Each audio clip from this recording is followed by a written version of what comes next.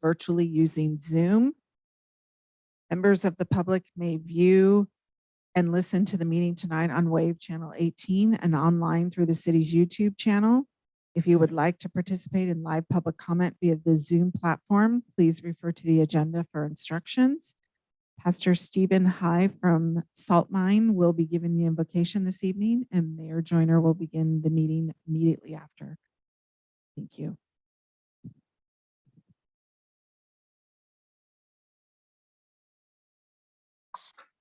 Nice. Thank you for inviting me to do tonight's invocation. Just like to say that I consider it a noble act for you guys to look over the well-being and for the benefit of our citizens. It's a city that has shaped my life, so it's no small act that you guys are doing, although it may be routine and regular for you all. So if you would please join me in prayer. Father, we thank you that you enjoy us and love us and care for our city. And so we ask that you give us tonight wisdom and clarity and discernment into the proper decisions, and that all decisions would be made for the welfare and benefit of our citizens. We thank you, Lord. We ask, Lord, that you would join us today in all discussions and agenda items to be discussed. Thank you, Lord, for your concern for our city. Pray this in Jesus' name. Amen. Thank you, Pastor. Thank you, Stephen. All right, I'll go ahead and call the meeting to order. One roll call, please. Yes. Councilmember Andriotta, Here. Councilmember Brown. Here. Councilmember Carlskint, Here. Councilmember Lauritsen, Here. and Mayor Joyner. Move on to item 3, report from closed session. I don't believe we have, where'd you go, Christine? I know we've all shuffled around. There's no reportable action All there. right, thank you. And the Pledge of Allegiance. Richard Pearl, would you lead us, please?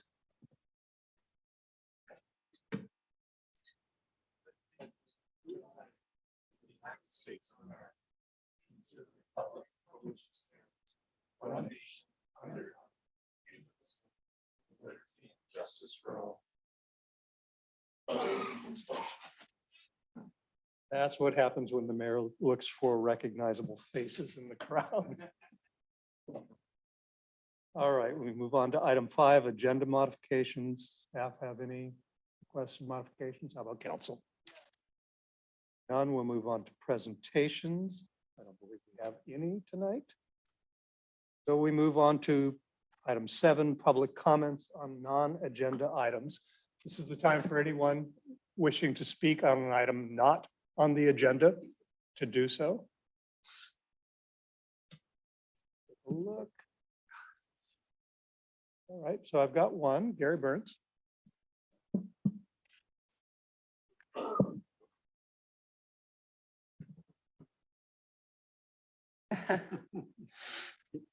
You can't stay away.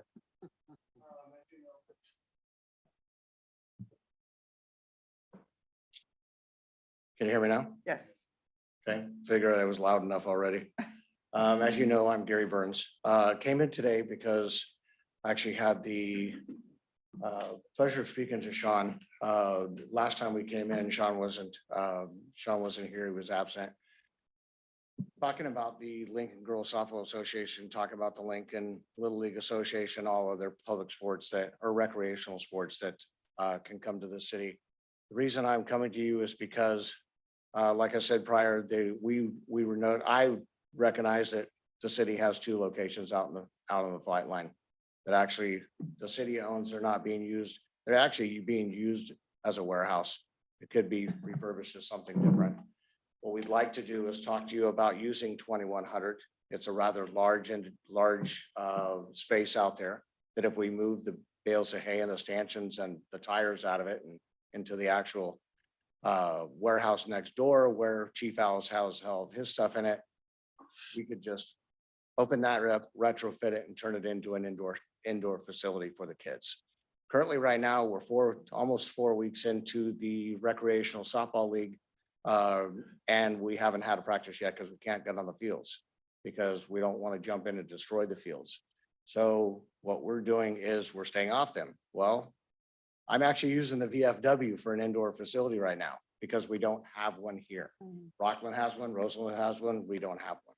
So what we'd like to do is, same thing as I said last time, I'd like to speak to Sean on behalf of just putting together, a situation where we can look at it, a staff report, certain things where we can take a look at this building to where we can lease it or just use it for the next 2 or 3 years while we still wait for all these fields that are supposedly going to pop up and we're going to be able to use.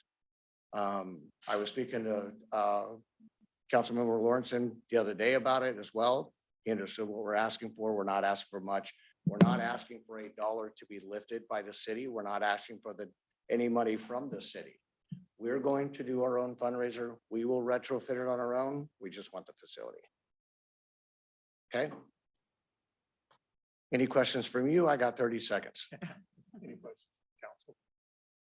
No, I like the idea. We just need to talk about it and Yeah. see what staff says about it and.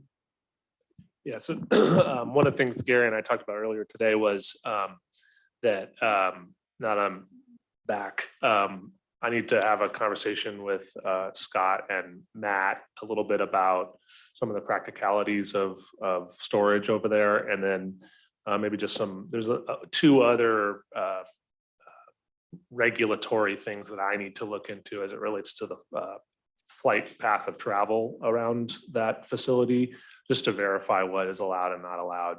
But obviously we're interested in outside the box ideas, and I think it's worth the effort. So we'll put our thinking caps on and bring something forward for council to chew on. Okay, thank you. So the city clerk likes you. She froze your time. You still got 21 seconds. Hey, I'm okay with that. Yeah. No, I just want you folks to understand, we're not asking for anything, just for the city to support what we're trying to do. Like I said, we're gonna do the lift. I've got a couple people that are gonna do the fundraising for the retrofit. All we need is the keys to the door and we'll take care of the rest. We understand. Last thing, this is not just a Lincoln softball thing and Little League thing. This can be retrofitted for indoor soccer. This can be retrofitted for lacrosse and other turf sports. So we're not just asking for it on our own. Thank you, Gary. Anyone else wishing to speak on an item not on the agenda? Go ahead, sir.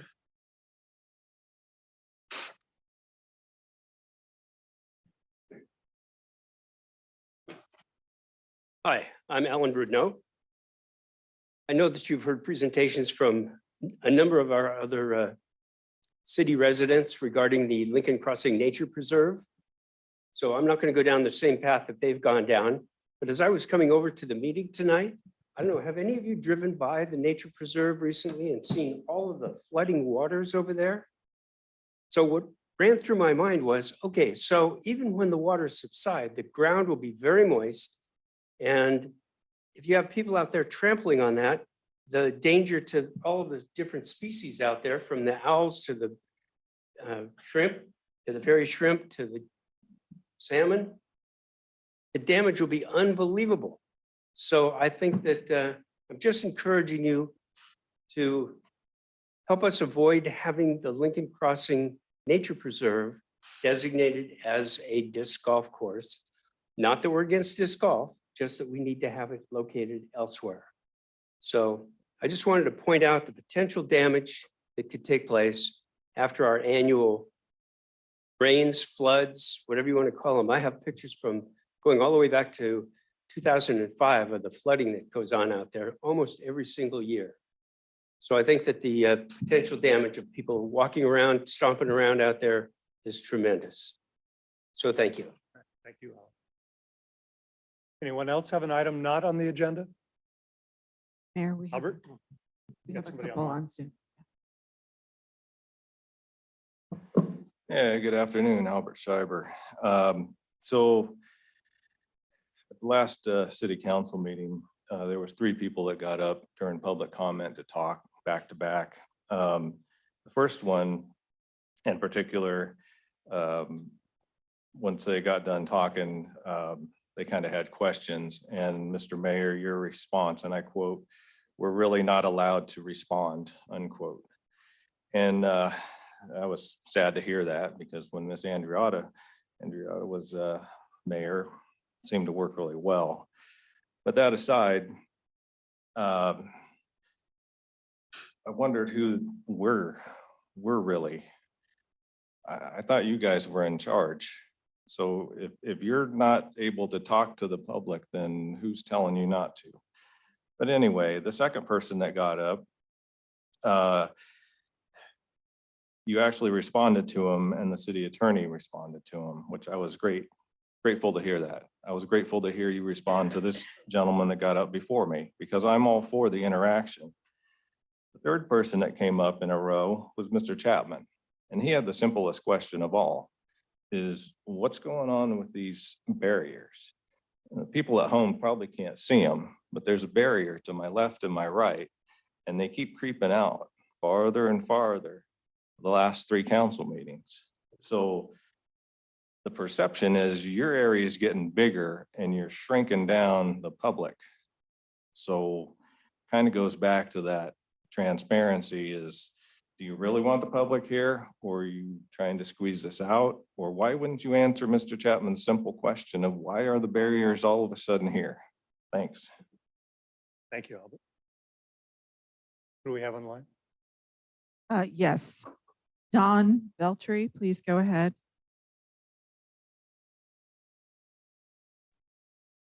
Can you hear me? Yes.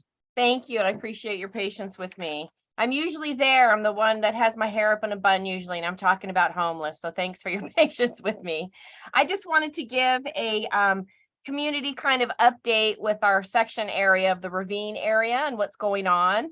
And a month ago, actually Valentine's Day was my first meeting to come to for city council. And that weekend was when the 72-hour notification went forward to the homeless about making their areas 10 by 10s, which was great. Once again, so supporting Christine Melankoff for what she does. Since then, I've spoken with the code enforcement person that Christine once again hooked me up with. I appreciate that, Ms. Melankoff, for your support in that. And then, of course, this coming last weekend that happened, we had seen the areas are not getting 10 by 10. They're staying that way. Some are a little bit smaller, and I appreciate that. But now we're working with cannabis plants that are dried and are being left on the sidewalks. We have pictures that we sent. And I'm so grateful that my children weren't out walking and riding their bikes to pick it up and bring it in and show me their nice surprise.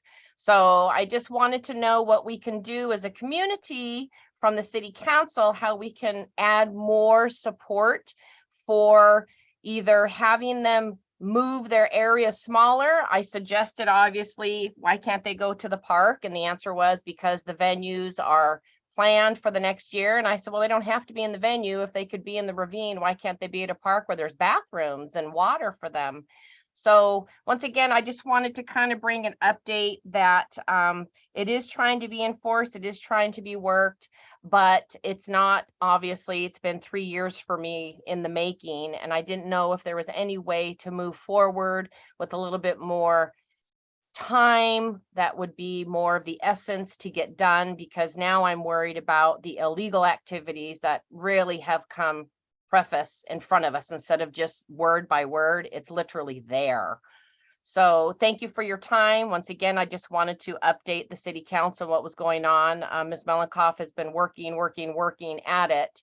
So she is very well aware of it, I'm sure, because she worked so hard at it. But I just wanted the city council to be aware of it also, so that hopefully being able to support her and support the police department, because propane tanks are still coming down. We still call every week because fires are being lit there. And it's almost like the homeless are making a mockery of our city because they aren't following the rules. So I didn't know, once again, what I can do. So please share with me if I can do something or what we can do as a community. Thank you very much. I appreciate your time. All right, thank you, John. Christine, did you want to touch on that at all? You've got a plan you're rolling out gradually here. I don't know that we can accelerate it all that much. There's not. I mean, I think at some point we're going to have to bring back an ordinance to city council for at least discussion as to our camping, what is allowed and what is not allowed, where and when. So that is in the works. With respect to the campers that are in the Ravine, We are working with them to try to strategically reduce the amount of possessions that they have with them. It's a very difficult population to work with. I have been in constant communication with Ms. Veltri. She's the president of the HOA that is right there by the post office. And we have a planned presentation meeting, community meeting with their members of their HOA coming up in April, I believe. And so we're really working with that community, trying to really reinforce, if you see a wagon full of dried marijuana on the side of the road, call the police department. Don't call code enforcement. And, educating people as to what's the appropriate call to code enforcement versus the appropriate call to the police department, and whether it's an emergency or non-emergent line. Right, thank you. Yes. Fran Neves, please go ahead.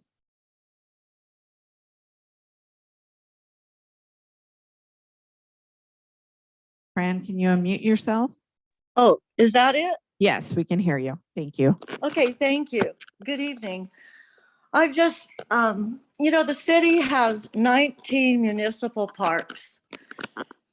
Why are you thinking of putting that disc golf in the nature preserve?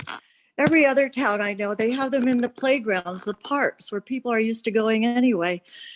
So many people have spent so much time on this, and yet it still keeps coming up, and you're not making a decision. Why can't you make a decision to put the disc golf in a park and not the nature's preserve? Well, that's just one thing. And then, the thing about the accident on the First Street, Ferrari Ranch, where the woman was killed on the train tracks. Well, just recently, somebody posted that they had the green light, the arms were up, and the train was right there. It's not just a Union Pacific problem, it's our residents driving over the train tracks. And then I wanted to thank you, Councilman Carl Skint, for asking the city staff why a project that's approved for $100,000 suddenly becomes over $200,000 without them notifying you. So thank you for asking that. And then I was shocked to learn that anybody appeals anything by the planning committee is charged $5,000 to appeal. I don't know what's happened with that, but I've never heard anything about that before. And then the other thing I had, the same thing about the homeless. I sit here in my nice warm home and I think about the people out there in the cold and the rain. And I know the city owns a piece of property they were supposed to develop to put a shelter, or they were trying at one time to buy something to shelter them. And are they really a priority for the city? And then when you go to the Titan missile forums and things, you say it's not a city problem, it's the county and the Army that has to clean it up. I'm just wondering, if it's not a city problem, why are you approving development on the contaminated areas? So the other thing is, 16 years ago, St. Joseph's Church gave you $250,000 for that signal light.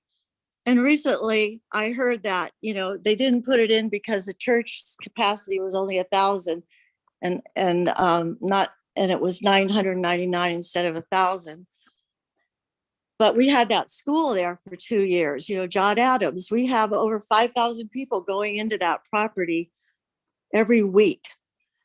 And yet the signal light's not there. And the reason I'm bringing it up, because I just read that it wasn't going to go in until the homes were developed down south of Oak Tree Lane. And I'm thinking, what? The signal light's not going to go in until the homes are developed, and the homes developed aren't going to be developed until the Titan missile site's cleaned up. And so when are we going to get that signal light? Okay, well, thank you for listening to me. I see my time is up. Thank you, Fran.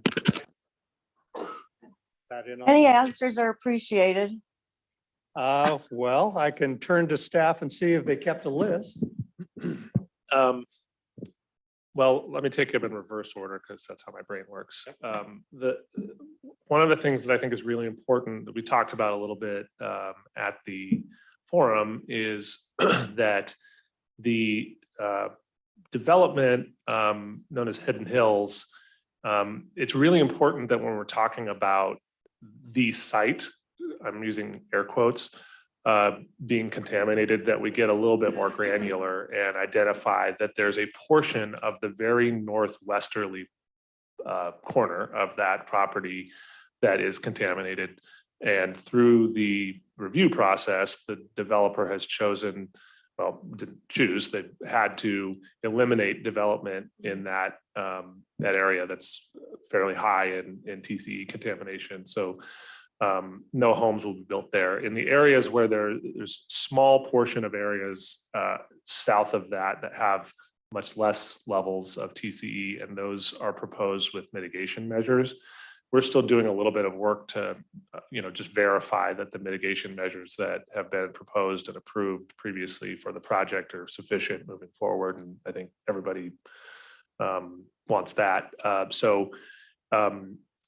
And then the other thing I mentioned at the forum is that it also isn't as though we blindfolded ourselves and approved the project there. The city has been communicating with a number of regulatory authorities on the Hidden Hills project for, I don't know, Travis, 10 years or more. And we're receiving our advice on what to do and not to do from the experts that work on that projects. And then the next one was homelessness, I think. So points certainly well taken by both members that called in. Christine and I have been working with the chief and our public works director on a proposal to create some type of service facility and shelter, for lack of a better term, to present to city council. It's just really important, for at least from a staff perspective, that it's not a half-baked proposal, and it's something that we think we can reasonably stand up and afford long-term, because you have to imagine that the amount of dollars that you would spend per individual that would actually take, some sort of use of this facility would be disproportionate to any amount of money that we spend on any citizen in Lincoln. So we just want to make sure that if we're going to stand it up, it's going to be successful, it's going to work, and that takes time. But we're close. And when we bring that forward, we hope that everybody that is very interested in this will call in and give us feedback on the idea. And then disc golf. The disc golf thing, I keep saying this, I'll say it again. We do not have a designed proposal for that location. It was mentioned at a number of council meetings and requested by various council members that we look at alternatives. We are. And to be very frank to the community and the council, we have what, Travis, 20 or 30 different capital improvement projects that are in the process of being built right now. And so those are our priority at this time, and disc golf is not our priority at this time. Signal light at Oak Tree Lane. Yeah. Travis, can you handle that? Yeah, that signal, did you want it? Not yet, but I'll start off. We did hear a report, I think through Nextdoor, that the signal arm and the traffic signal weren't properly coordinated. So we did call out our traffic signal tech and Union Pacific Railroad. We had 4 representatives and our signal tech run through several cycles, including train crossings, to make sure that the signal is operating as it should, and verified that it did. As well, we're coordinating with, I think it's called Operation Lifesaver, and we're going to be setting up both at least 2 trainings for city staff on rail safety and rail crossings, as well as we're going to be offering one to the public. So we're coordinating that so that people will know how to properly navigate those signals. And maybe Travis was going to explain how sometimes the signals are green to clear the tracks before the signals come down, to make sure nobody is trapped within the signal arms in the traffic crossing. But I'm thinking that's what Travis wanted to share. Thanks, Matt. I believe Matt's referring to existing signals that we have. The question in regards to the signalization of Oak Tree Lane and 193, as a resident said, it is a condition both of Hidden Hills that it'd be prior to their construction. It's also a condition of Oak Tree Lane to the north, the Esplanade development.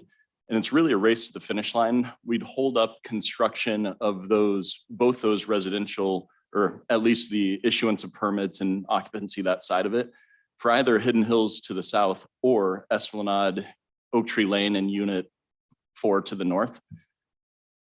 As far as timing, it's really not in the city's control. It's whenever either currently Taylor Morrison or Century Homes, whenever they want to move forward with their projects, but it will be, it's anticipated to go in this year. That's great. Good to know. And Matthew, I'm glad you hit on that. Actually, that was brought up earlier, so thank you for that as well. I think we got most of Fran's items. I think so. So with that, we'll go ahead. Mr. Pearl, I know you wanted to make a comment. And I then I'll- do. Yep. Oh, You all can go right. first. You can go first. Richard, go ahead and come up.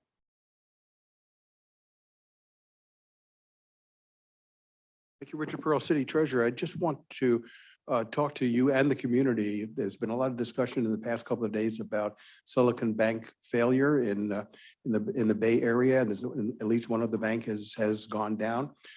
These are serious situations, obviously. I just want to let everyone know that our exposure is absolute zero. We have a very conservative investment house, PFM. They have never used that. They've never put any money into that bank. So we're just fine in that regard. So there's also there's a lot of guardrails that the state places upon cities and counties, what we can invest in and what we can't invest in.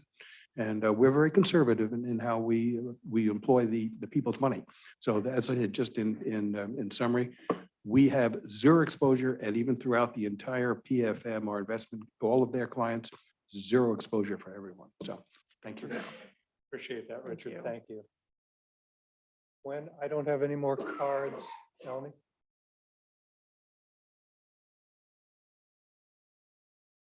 Good evening, council. My name is Melanie, resident here in Lincoln. And speaking of guardrails and exposure, I just wanted to comment again. I know something's been made before about the stanchions or the cutoff line here, and was wondering about the purpose of that. What was the decision process there, and why is the staff and the council separated by this line from the public? And I'd appreciate response. Thank you. That's the second time that question has been asked. It wasn't a council decision. We came in. Sure. found it. Yep, this is my decision. You may or may not have noticed back 3 or 4 meetings ago and going well back before that, Christine and Gwen and I were on the other side, staff was on this side with one table. And it just simply doesn't work for me as the city manager in terms of having the people I need at the ready to answer questions, to be prepared. We kind of had to do this sort of rotating situation here behind us, and it just wasn't professional in my opinion. And so we flip-flopped it as sort of just a trial, and that's sort of what it is still, to make sure it works. To put it frankly, the other component that is insufficient about this council chambers is that this is a very poor security setup for everybody, and I include the public in that. And so we're hoping that over time, we can make the room work a little bit better for everybody if we were able to play with new configurations, at least for the time where we're still here. Because what a lot of the folks maybe don't know is that we're right smack dab in the middle of working on design for a new council chambers, which will be on the first floor, which will be a much larger space with much better facilities for the public to be engaged, and plenty more seating, as well as more security for everybody. Because, unfortunately, fortunately, Lincoln hasn't had this, but in other places, there can be situations that occur that are not safe from time to time when you have passionate debates occurring. So that's sort of our idea. If a message received from those folks that don't like it, and we'll take a look at it. So Sean, is this process supposed to represent for the future chamber downstairs a gate of some sort, a fence between where the staff and council will be and where the public will be as a security measure? Many council chambers have something like that, some type of barrier that exists so that who it's not only for protection of everyone, but it's also so that the public knows who are the people that are the staff that you should be asking questions of and who are not. And so you see that it's kind of similar to what you would see in many courtrooms. with some type of barrier between the public's city seating area and staff and elected officials. Interesting, thank you. Melanie. Anyone else wishing to speak on an item not on tonight's agenda? So I will say Fran has her hand raised, and I will say that she had her 3 minutes. So Mayor, that's up to you. Okay. So Christine, I think I'm okay on this. Councilmember Andriotta would like to make some comments. I just want to do public comment instead of waiting till council information because I wanted to do it ahead of time. Is that okay? Public comment on non-agendized. It's a, yeah. Does she need to step away from the dais to do that? Or are we okay from here? No, she can do it from there. Okay. I'll make Gwen's life easier. All right. Well, thank you. And thank you, Mayor, for letting me use this time. I wanted to do it. I mean, we don't have a big audience anyway, but usually by the time we get to council information, the crowd has dwindled and people are watching online and they can see it. But last week, the Lincoln Police Department posted on their Facebook page an incident that happened. I'm just going to read this really quickly and I just want to make a few comments and say some thank yous because they fight crime every day and they keep us safe every day. But this one particular was pretty intense and I think it's worth mentioning. So on March 9th, 2023 at approximately 12:56 p.m., officers responded to McBean Park Drive and D Street regarding a possible robbery. During the course of the investigation, the 38-year-old Christopher Venable of Sacramento was contacted and left the scene. It was later discovered Venable provided a false name to officers. Venable returned to the scene where he was contacted again. During the interaction, Venable ran from officers, got into his vehicle and attempted to drive away. A pursuing officer attempted to stop Venable from leaving. However, Venable began to drive away with the pursuing officer halfway inside the vehicle. The vehicle was driven approximately 4 city blocks with the lower portion of the officer hanging out of the vehicle. The officer deployed his taser and was able to bring the vehicle to a stop. During a search of the vehicle incident to an arrest, a loaded firearm was located in the center console. The officer was treated at a local hospital for minor injuries sustained and while attempting to stop the vehicle and was released. And this person was arrested on multiple counts and taken to jail. And so I talked to the chief about it and I asked him, which officers were involved and he said it was really intense. He goes, basically, on a scale of 1 to 10, it was probably an 8 or 9. And I just am so grateful for the bravery of our officers. And so the officer that was hanging out of the vehicle that had the presence of mind to still stop this person was Officer Alfredo Dialis. And so I wanted to thank him personally. The officers that were with him were Officer Bryce Rogers and Corporal Travis Parson. And then Chief also said that our dispatcher, Kim Morales, did a wonderful job of communicating. And she actually thought at one point we had an officer down and she still managed to, keep going. And she did a great job and dispatcher Vince Clark assisted her. So I just wanted to take a moment. We thank our police all the time, but this could have been a whole lot worse. And I'm just very grateful that they're all okay. And I just wanted to say thank you for their work and for keeping us safe and for arresting this gentleman. And Chief is gone, but Sergeant Goin is here. Now, can I give these to you and will you make sure that they get them from me? Okay, thank you. So thank you for the time. And I really appreciate our law enforcement officers. Well, I appreciate your comments here tonight. We don't often enough recognize and honor the hard work that our public safety folks do and the risk that they are at every single day going out on the street. So thank you for that. If there is no one else for public comment, I'll go ahead and close that. And we'll move on then to our consent agenda. Any member of the council requesting an item be pulled from consent? Any member of the public requesting the council pull an item for discussion? Being none in-house, anyone online, but all right. In that case, I will accept a motion on the consent agenda. Okay, I move that we approve the consent agenda. Second. I have a motion, second. Gwen, roll call, please. Yes. Councilmember Andriotta. Yes. Councilmember Carl Skint. Yes. Councilmember Brown. Yes. Councilmember Lauritsen. Yes. And Mayor Joyner. Yes. We'll move on to public hearings. Thank you, Glenn. Item 9A, conduct a public hearing. I see you. Yeah, I'm just waiting. Okay. Yeah.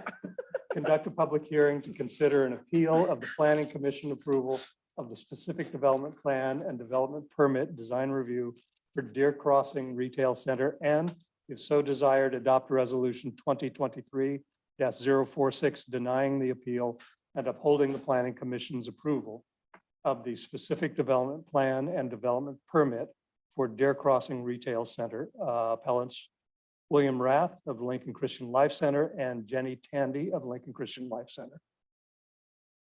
Christine, do we want to throw it to you first to discuss how this is a very different process and a different hat we're wearing as council? Certainly. So typically what the members of the public and staff are used to experiencing with the council is you as a body acting in your legislative capacity, passing ordinances and resolutions. Tonight, this particular item, you'll be acting in your quasi judicial capacity, which means that you're basically acting like 4 maybe judges on the dais and evaluating the evidence that is placed before you by the appellant and making a determination as to whether that appellant has met their burden of proof. So a little bit different. And because of that, the procedure will be a little bit different. And this has been shared with both the appellant and the applicant who's defending their CUP. So we will start with a staff presentation. There will be a project applicant presentation if they so choose, not to exceed 15 minutes.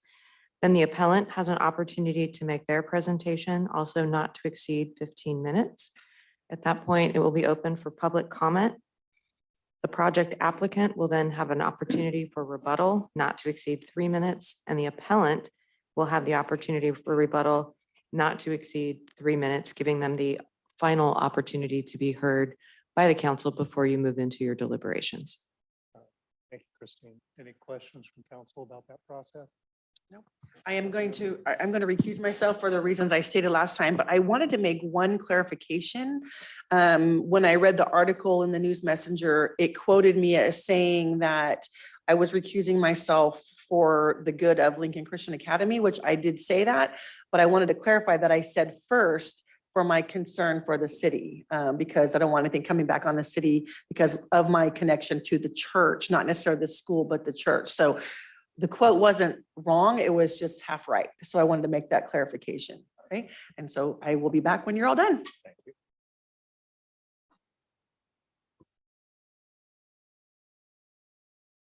Well, as soon as she steps out of the room, we'll toss it to you. Good evening, Mayor Joyner and the rest of the City Council, Mal Pavlinas, Planning Manager. Just a brief presentation before you hear this item as discussed a few minutes ago. It's an appeal of the Planning Commission approval of the Deer Crossing Retail Center. This item was continued from 2 weeks ago to date. And the same items that's been provided to you 2 weeks ago is the same items with some minor updates. So a quick background on the appeal, it was filed by Lincoln Christian Life Center and Lincoln Christian Academy on the 30th of September last year, within a 10-day filing appeal period. And that's typically the 10 days after the PC has concluded. So on the 30th is when it was appealed within that a 10-day period.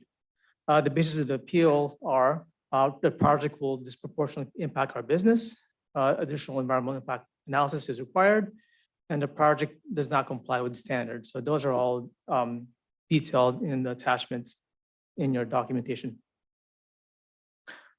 The commission approved the project with a 4-2 vote on 21st of September last year, adopting resolution 2022-21 based on the project consistency with CEQA, the general plan, the Lincoln Municipal Code, and the Sun City Lincoln Hills General Development Plan. And those are all analyzed in the staff report provided to you. Quick background on the project. The proposed project, Deer Crossing Retail Center, is about 24,000 square feet of commercial. It's the southwest corner of McBean Park Drive and Oak Tree Lane. Here's a sample of the site plan. McBean Parkway, of course, goes east to west, and then Oak Tree Lane goes north to south. Of note, McBean Park Drive or State Route 193 is a major arterial to the city. There are 4 building pads. Wish this thing was working here. There's 5 shown here, but the 5th pad actually is the gas station canopy. Oh. Anyway, it's the one right along the middle building along Oak Tree Lane is the gas canopy, but the other pads along the periphery are the retail center. On the southwest corner is the drive-through pad, and then the other 2 corners, the one immediately at the corner of Oak Tree Lane and McBean Parkway is the gas station, convenience store. And onto the southeast corner is another retail pad. These uses are all permitted by right per the GDP for this project. For us on site, you have landscaping, you have lighting, you have signs, you have all the amenities as required of the GDP for Sun City, Lincoln Hills. The permit for this project is a specific development plan or design review permit, and it was filed back on March 2021.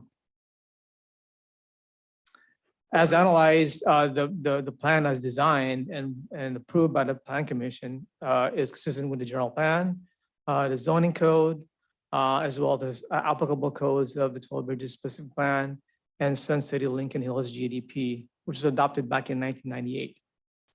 There was a certified environmental impact report also adopted back in that timeframe. There were numerous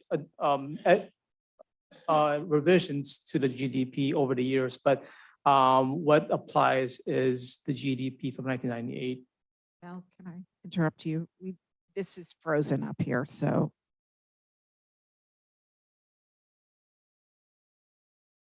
Sorry. We're fine. So Christine, while we're waiting, this is a matter of procedure you've laid out, how we're going to go through this. After Mel's presentation, can I open it up to council for questions of Mel? Should I not? Should we just go through and then save any questions or comments until the portion that we've shown for council discussion?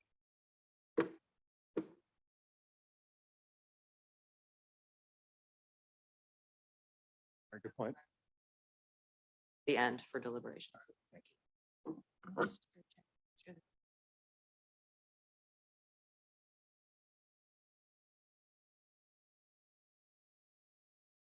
Moving on.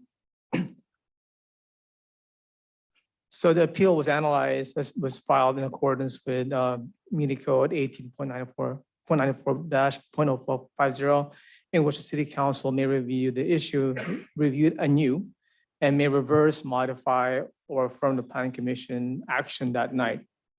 Again, the appellant's reasons for appeal are that they claims that the project will disproportionately impact their business, that additional environmental impact analysis is required, and that the project does not comply with standards.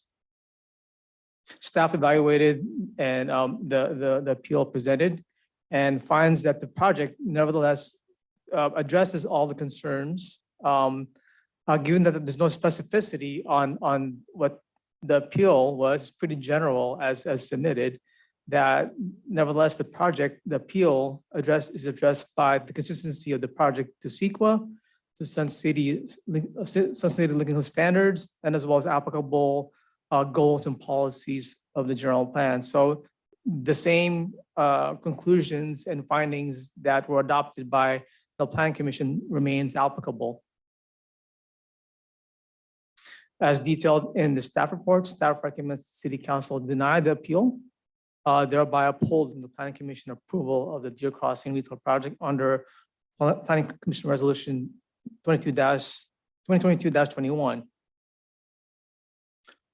As an alternative, the City Council may consider to approve the appeal, which would thereby reverse the approval of the Planning Commission by the Planning Commission of the project and denying the Deer Crossing Retail Project.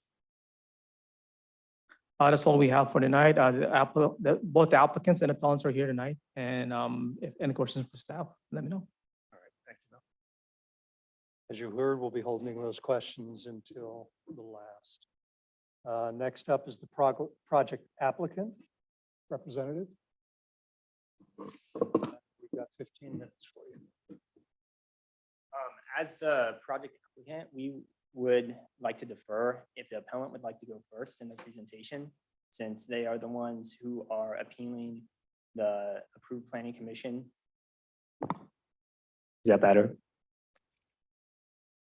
To reiterate, as I was saying, as the applicant, we would like to defer to the appellant to go first. And so we may respond to their concerns for the project, considering that they are the ones appealing the planning commission's approval of the project. So let me double check with council. There is 3 minutes for you to respond after they make their presentation already on our schedule, and then they get to respond as well. So can we? There it is.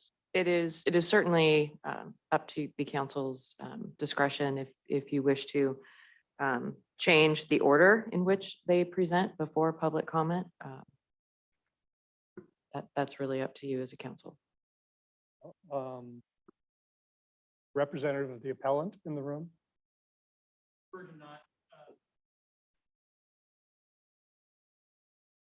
Okay. I think we're going to go ahead and stick with our order, if you don't mind. All right. Then to introduce myself, I'm Joseph Alvarez. I'm one of the architects, Porches Architecture, who worked on this project, and I'm the representative for the applicant tonight. I thank the mayor and the council for hearing us and considering review of this project. To continue what Ramel was saying, it is our opinion that we designed the project appropriately and in the correct manner with the city requirements. We are compliant with the zoning, with the CEQA, and with the Sunsetting General Plan.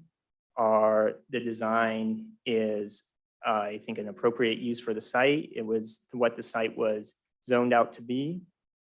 And it is our intention that we designed a good, practical project on this corner. We went through a several-year process with the city and working out that intersection as far as how it relates to the upgrades for the McBean Park Drive and the stoplight along there. And so the project has been in the works for several years. But it's our understanding that we designed in good faith and that the planning commission's review was done in good faith, and that we stand by the determination that was made at the planning commission review. And that's all I have to say at the moment. Thank you. All right, we move on to the appellant presentation.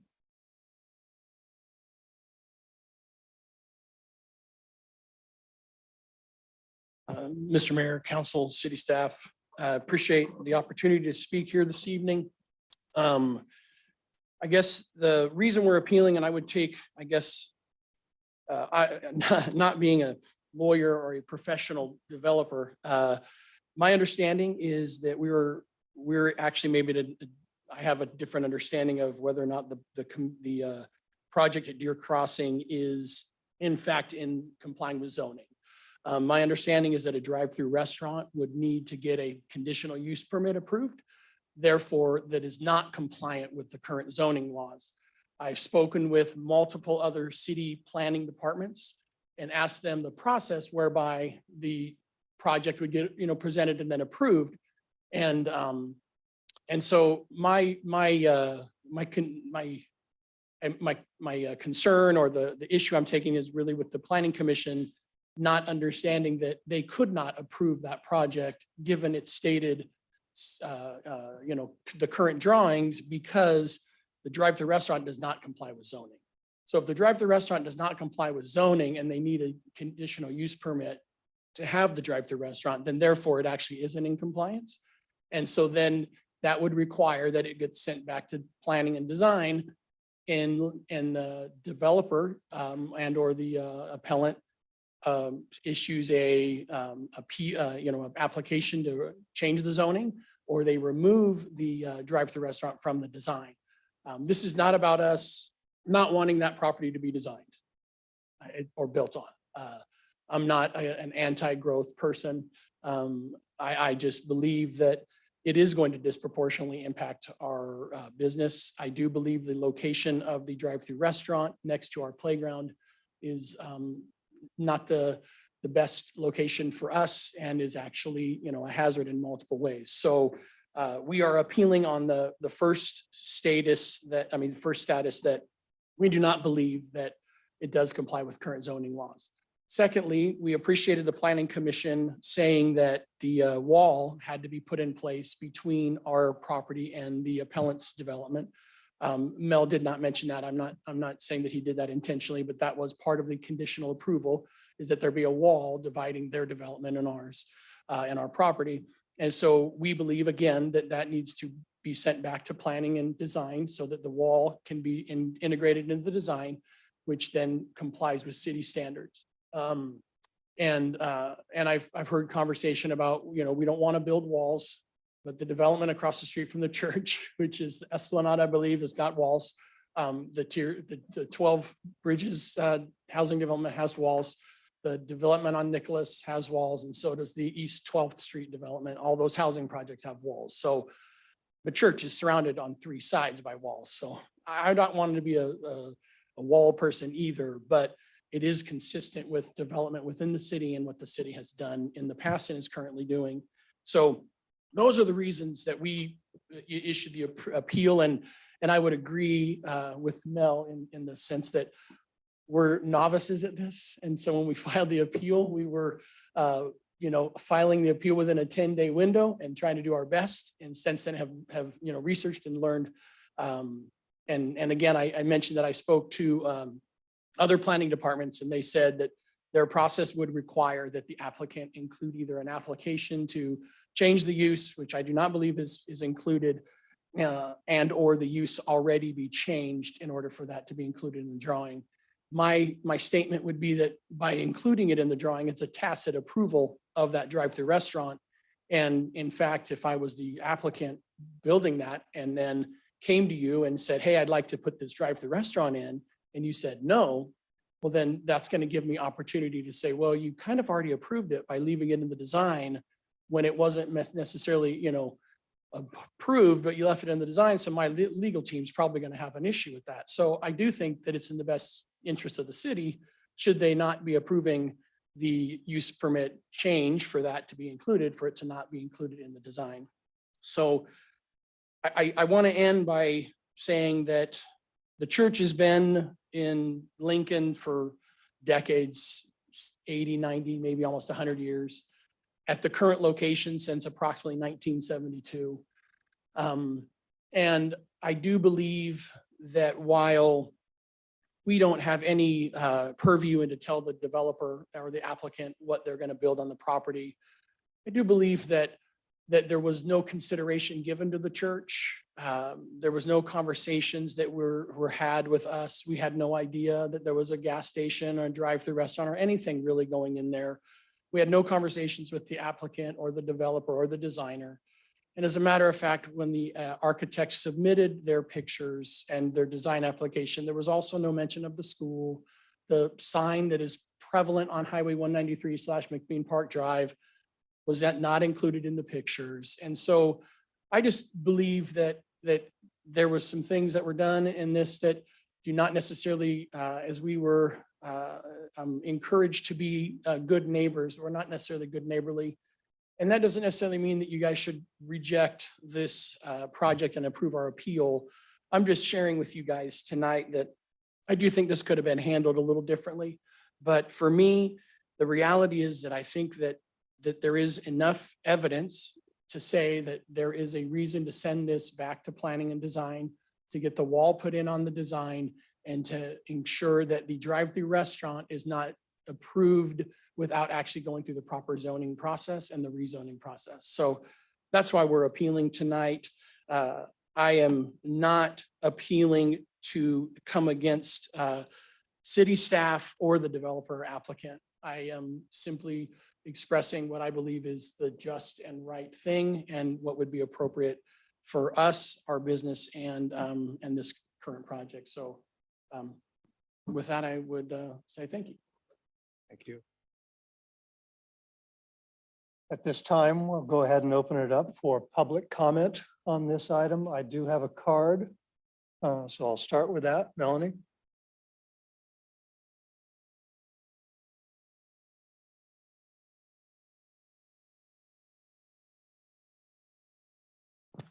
Good evening again, council members. Melanie here.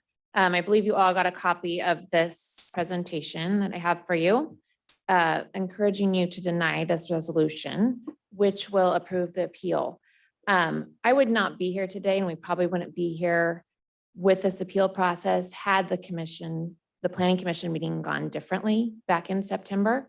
I would ask, because of how things have gone down and the same reasons that Bill just stated, the church was not contacted. The school sign was not included in anything that was submitted to the planning commission. It conveniently blocked out the school sign and the 2 playgrounds that are right there next to the property line and the 3-foot fence that's right there by the playgrounds where the drive-through would butt up against.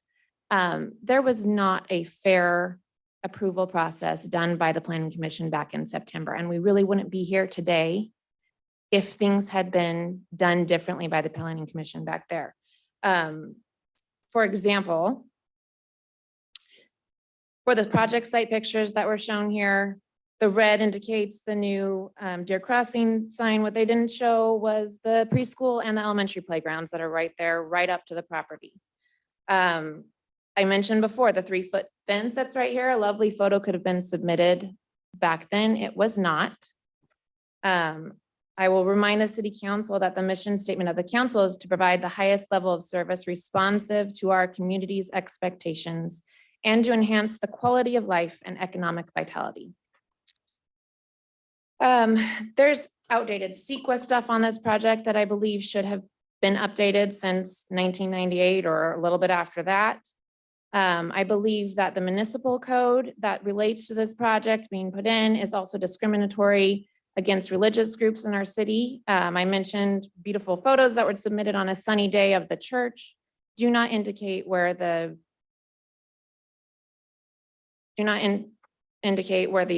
playgrounds are located on the property, do not show the school sign.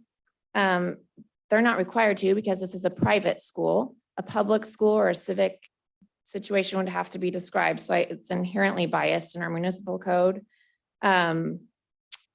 Again, if the planning commission had dealt differently, and if you look back on what happened during that planning commission, we probably wouldn't be here today. And the former chair of the planning commission even admitted at a later meeting last fall, November 16th meeting, he said, reflecting on our meeting from, he mentioned August, but it was really, he was referring to the September 21st meeting of the planning commission. Quote, I realized too late that we actually could have had another option at that point. That is, we could have deferred it and encouraged the applicant and the community to talk with each other. And in hindsight, I wish we would have done that. So we even had the former planning commission of the commission that made this decision back in September, stating at a later date that he wished he would have made a different decision. I would really encourage you to deny this resolution this evening. And if you're not going to, and we move forward and put in a wall, I'd encourage you to have the developer move the 2 playgrounds and put a restroom and a water station out there. Thank you very much. Thank you, Melanie. Anyone else from the public wishing to speak on this item? Albert?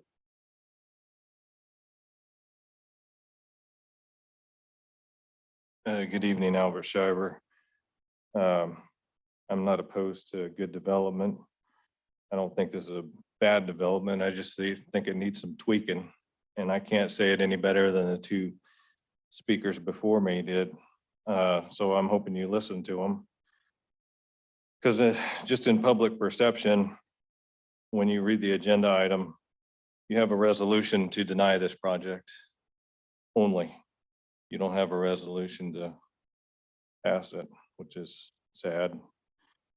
And then as you go through the staff report on page 5, it's even more telling because under alternatives, the city council may consider one of the following alternatives, and it only gives one. So that's kind of telling that I guess staff's made up their mind And just wondering if staff's made up your mind for you. And then the last thing was, Ms. Fran earlier stole my thunder on the stoplight at Oak Tree Lane.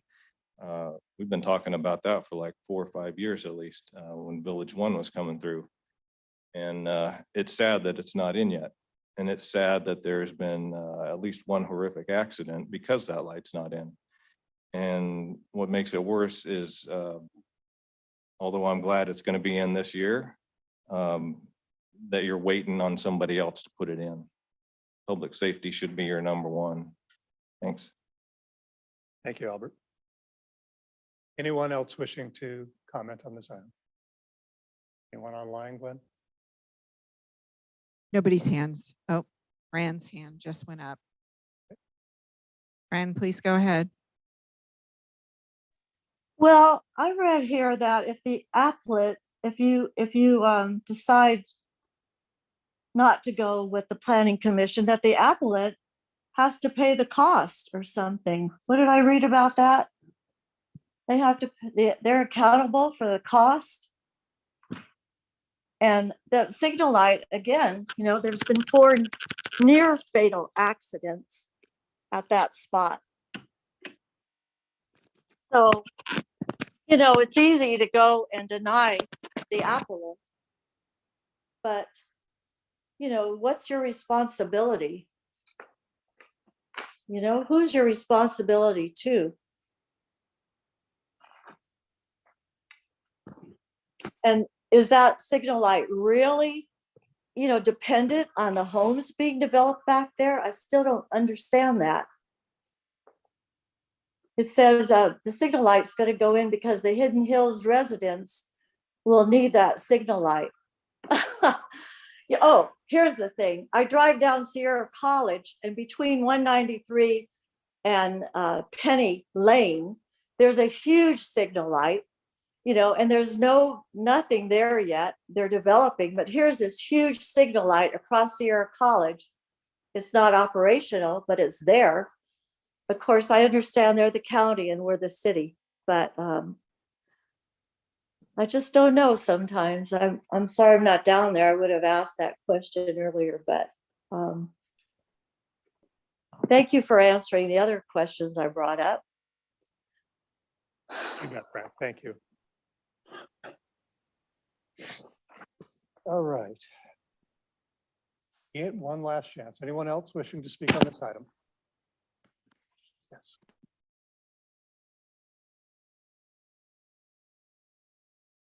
Good evening, Mayor, Council, and staff. Thank you so much. My name is Jennifer Tandy, and I am the administrator at Lincoln Christian Academy.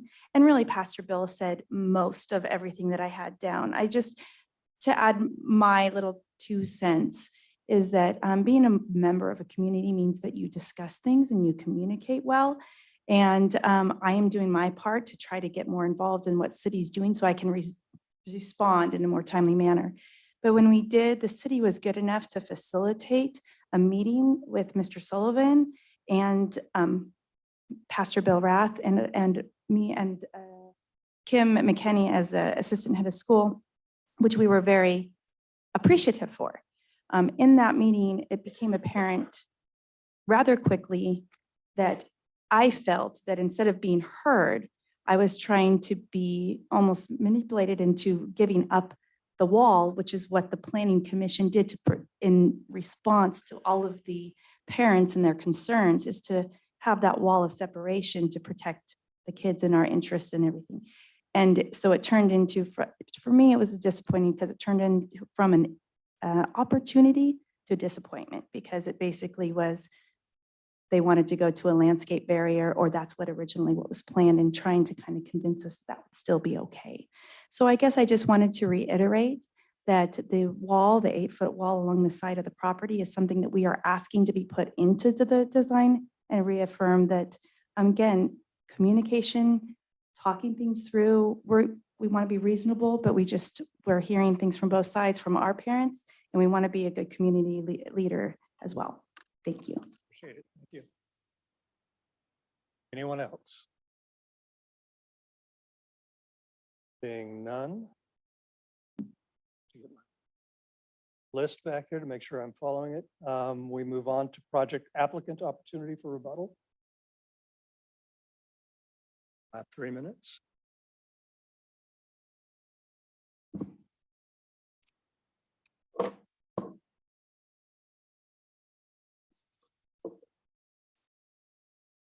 Thank you. In response to some of the concerns that were shared for the project, the site with the drive-through, the 3,200 square foot proposed site, that was a condition of the the approval, was that it would have to go back in for a conditional use permit because the user had not been determined at that point. At which point, if there is concern as far as a drive-through going through, that could be voiced then instead of denying this entire design for this entire project. In regards to the wall separating the two sites, that was a comment, the Planning Commission, I believe, comment 14 to approval. We are happy to provide the screening wall along the perimeter of the west side of the site. We have no concerns with that. It's our understanding that planning's, their thoughts in suggesting an alternative was that sometimes having a more visually transmissible barrier can give you more sense of security and that you know what's going on the other side of a wall, which was what some of the concerns that were raised during the Planning Commission. In response to the comments regarding the Planning Commission meeting being discriminatory, I have to say I do not believe that was true. I thought that the meeting was conducted very professionally and that there was emotion on the part of the public, but that Robert Proch presented the project and explained it repeatedly, and that the Planning Commission reviewed it and made their determination in regards to what was stated. The site is designed for village commercial, and it's our understanding of what that intended use is, that all the proposal is within what the intent of that zoning for the site is. The SECRA we are compliant of. We don't really see much substance to the appeal. And we are always happy to work with the adjacent tenants or adjacent sites to work things out. But the history of this project, it has been ongoing for a while. In its current form, it's been ongoing since 2016. And I know it came before the Planning Commission way back in 2006. So could there have been better communication along the lines of the church and the tenant in the site? Probably, but it is also a project that has been ongoing for quite a while. Thank you. Thank you. We move on to the appellant opportunity for rebuttal. And you too will have 3 minutes. Thank you again. It occurs I didn't introduce myself. My name is Bill Rath. I'm the pastor at Lincoln Christian Life Center. Thank you for coming today. Appreciate being able to have this discourse. I again would just come back to, maybe a point of disagreement in the sense that the drive-through restaurant is going to need a conditional use permit and or a zoning change. It is not standard process and procedure for other planning departments to let those things happen without that happening first. And I do believe it would be a tacit approval to that. And then the wall, I guess I would say it was more than a comment. Maybe I misunderstood that, but it was actually a condition of approval. And we understand and appreciated the city's attempt to maybe come up with a different alternative. But I think that what we would say is, the fact that our children would be, within, touching or hearing or reaching distance of someone that was outside of our control is a difficult thing. And so I hear that we'd be able to see a little bit more what's going on there. And I get that and have had those conversations. But as a parent of a 6-year-old, that is, not necessarily fully developed in their, fight or flight instincts, having a person be able to talk to them and offer them candy or anything or fentanyl, laced whatever is kind of not acceptable to us. So that's the thing. I do believe that it's not a denial. I don't necessarily, know what, if it means that the project can't go forward. I just believe it needs to be resubmitted to design and planning so that the drive-through can be removed and or the process for zoning change can happen and the wall should be included in the design so that it's not simply a conversation piece. And I appreciate the architect and the appellant saying that, the applicant saying they would do that. But, we live in a world where, we don't get to say, hey, my word is my bond and shake my hand and spit in each other's palms anymore, right? We have to have it written down. So we would like it to be written down and approved in that way. So that's all I got. Thank you so much. With that, we bring it back up to the city council for deliberation. Mayor, if I could clarify two things that were brought up, just because I think it's important. One is the question was asked a number of times about the cost of appeal. And I just want, this is an educational matter.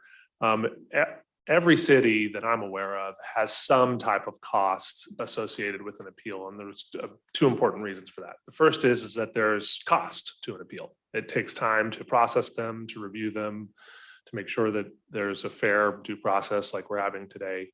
And so that's representative of that. The second is that if there was no cost, what would be happening is that the remainder of the taxpayers in Lincoln would be subsidizing that appeal. And we don't do that with private applications, and we don't, or development applications or appeals. So it's fairly standard, but it's a good question because it is a lot of money. To that point, Hold on, please hold on.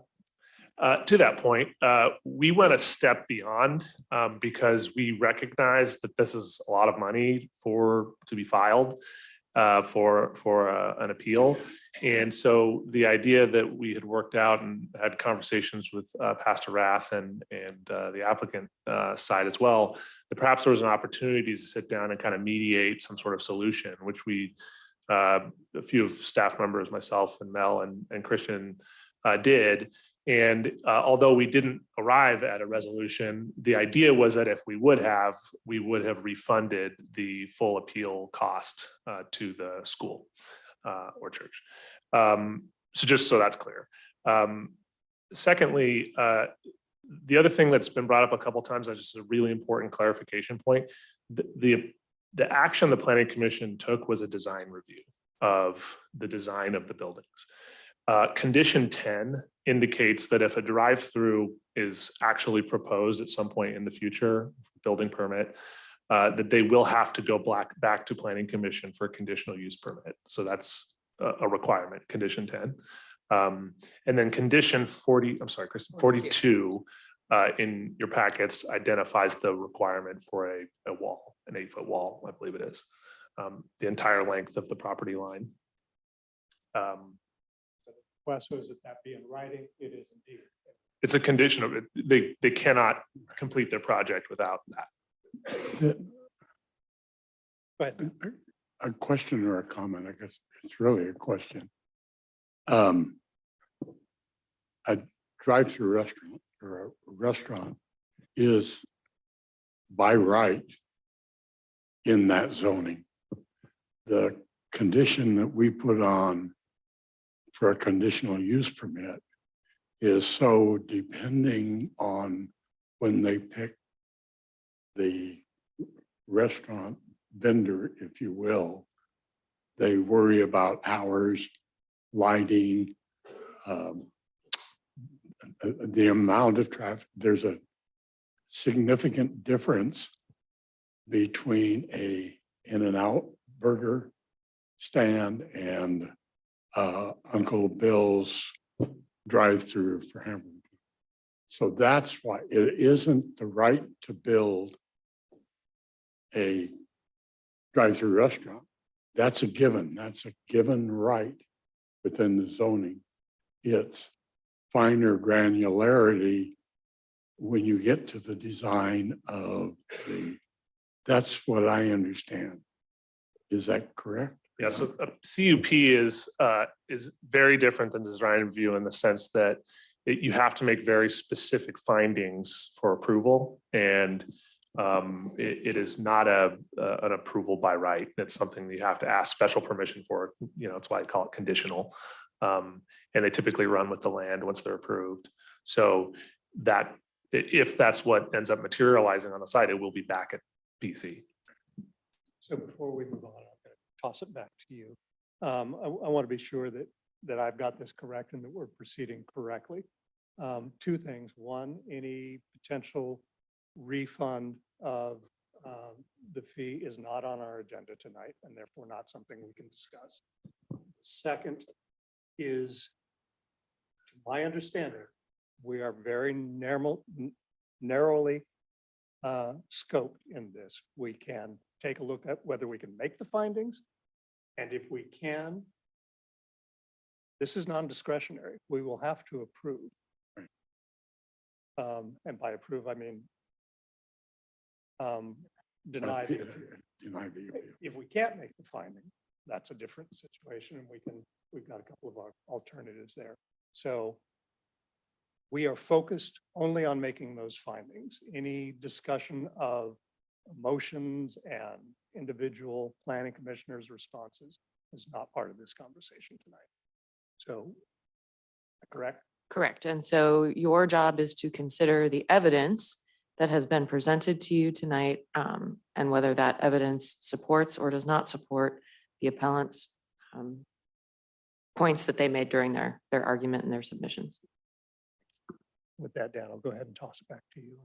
If you've got any more questions. No, I think you defined quite well exactly what we're to decide. Bill? As far as the wall, as far as the wall's concerned, is that a done deal that they have to put the wall there? Yes, condition 42. Has to put the wall there. Okay, I'm looking at the site right now and I'm not really sure where the schoolyard is. I mean, Mel, could you probably have it on your PowerPoint?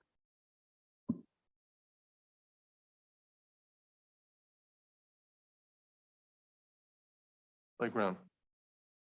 Yeah, the school site, yeah, it's not shown here. On the left-hand side, which is the western property line, it's not shown there, but there's a building, there's a kind of light line on the bottom left southwest corner, but it's on the other side of the project site. That's the area where one of the buildings are. And the playground is not shown because it's not part of the project, but I believe it's a couple of, Mr. Rath, please correct me, some couple of playground structures along that, that perimeter. Could you show me? I have the in front of me. He's got the satellite map. Oh, do you? Got the satellite map right in front of me. Could you just show me where it is? I mean, or maybe, yeah. No. Yeah. Where is it?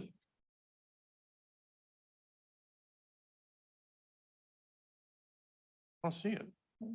That- Oh, that's, It's also right here on the. yeah, this Christian Learning Center is there. He's got. Oh, it's That's behind the where it building. will be. It's like So it's right here. Yeah, right here. That's where it will be. I'm not sure why it's not shown. It's not showing. This is a bunch of trees. So did they own all this other land? I believe the church owned that land as well. So why couldn't they move it? I mean, that'd be really far It's away. not relevant to the project. It's the point we Yeah, can come we're to. focused on Yeah. the project that's before us. Okay. I was just confused about where the, Understood. why it was an issue. at Any other all. questions? No, that's it.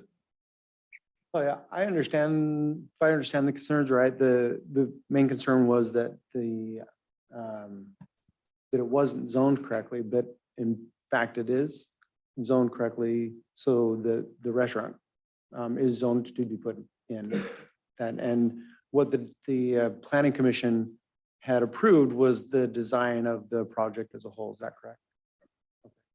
And the other concern was that there was an 8-foot wall that they really wanted to have in there. And that is in writing. That has to be done as the second concern that I have. Okay.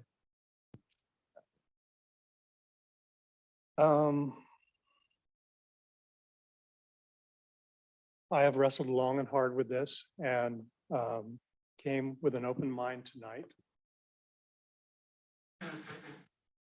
I need to be able to hang my hat on something here. I was a member of the Planning Commission in 2006 when a very similar project was approved. This project has been known in one form or another since that time.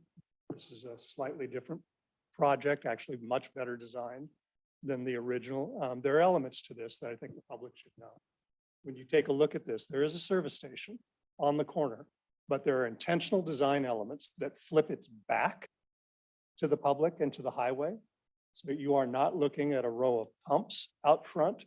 You're looking at the back of the building, and the pumps themselves are screened by the building and interior to the entire complex. It's actually very well thought out and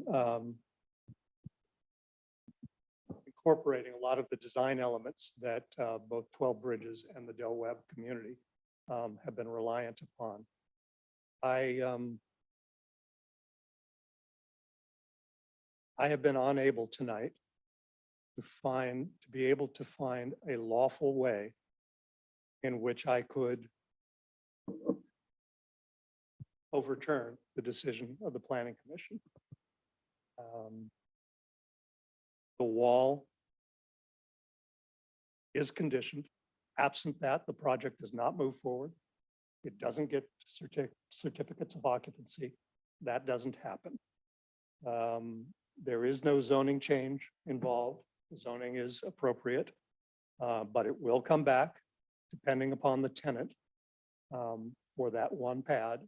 If there's a request for a drive-through, it will come back and have a very public conversation about that and whether to issue a conditional use permit for that purpose as well. So that is the review that I think you're actually looking for in the future. It's entirely possible that the tenant that comes forward for that project doesn't want a drive-through. That could happen as well. We just don't know who the tenant will be. So from my perspective tonight, I have been unable to make finding. I've been unable to find. This is really backwards. Unable to find sufficient evidence to support the appeal. Let's go with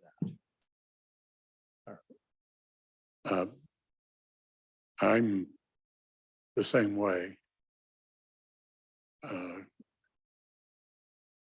There is nothing in the project as approved that does not comply with every single parent document that it should comply with.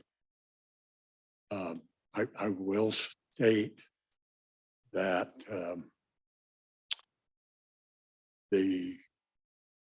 I was on the Planning Commission, and a lot of the projects that we approved, a lot of them, some of the projects that we approved, the proponent had done an extreme amount of community outreach to make his Planning Commission meeting go smoothly.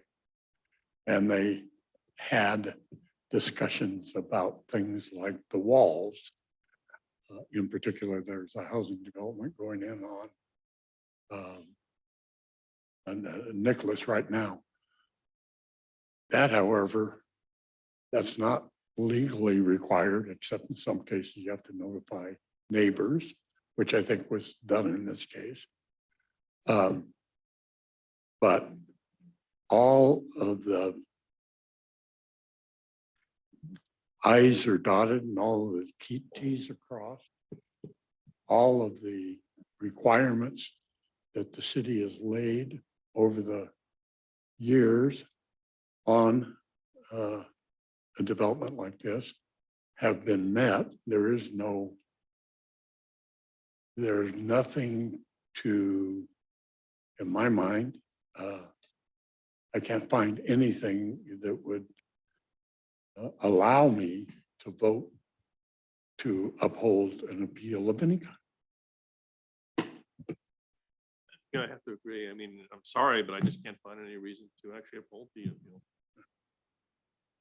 I'm very empathetic to the feelings of to the church and the school, being a parent of three, and And feeling passionate about the safety of children and developments that are going in. And but I too feel the same way that with the way the project is zoned and the way that it's put forth, I can't find any reason that I would be able to support appeal. And with that, I will accept a motion from the council. You move staff's recommendation. That's staff's recommendation, yes. Do I have a second? I'll second. I have a motion and a second. Gwen, roll call, please. Councilmember Lauritsen, Yes. Councilmember Carl Skint, Yes. Councilmember Brown, Yes. and Mayor Joyner. Yes. Thank you all. That was handled very, very well and very civilly. Very much appreciate it. Can we get Councilmember Andreotta back in? Texting. There she is.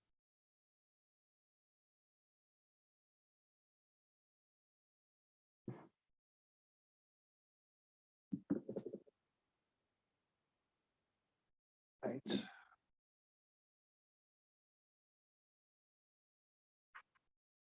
Bearings back here again. We move on to item 9B, conduct a public hearing and waive the first reading and introduce by title only. Ordinance 1060B amending.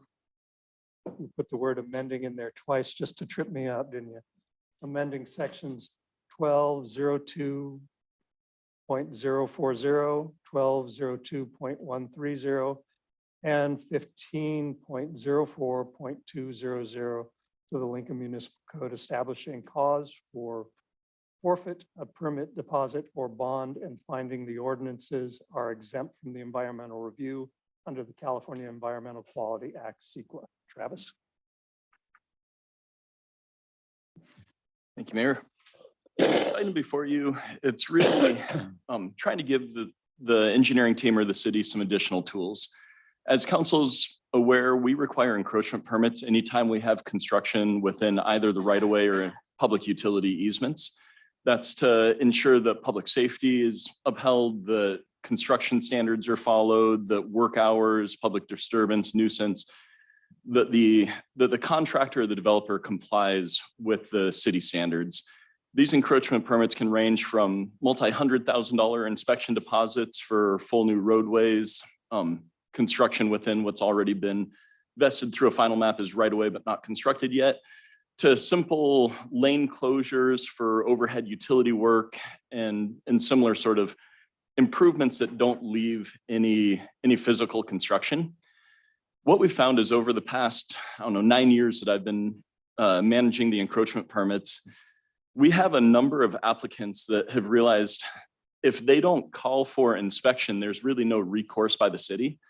And that it's possible they can apply for the permit, get the permit, perform the construction without coordinating with my inspection team or my engineering team, and then request a refund and say that the work's done.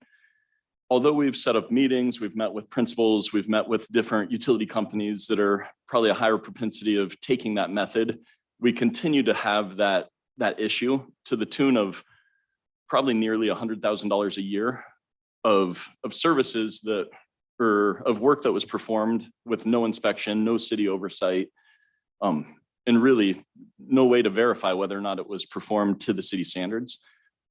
This gives us one more tool, although I'd absolutely love to avoid forfeiture of any inspection deposit. This gives just one more tool that we can use to motivate that coordination.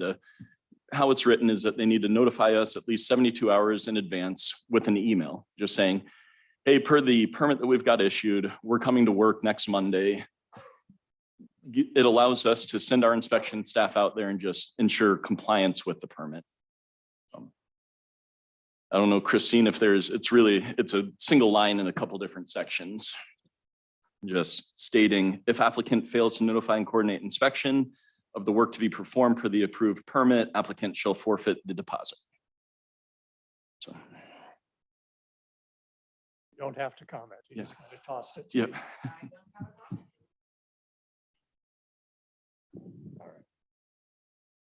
Any questions from the council on this item? All right, this is a public hearing. I'll go ahead and open the public hearing. Anyone wishing to testify on this matter? Albert?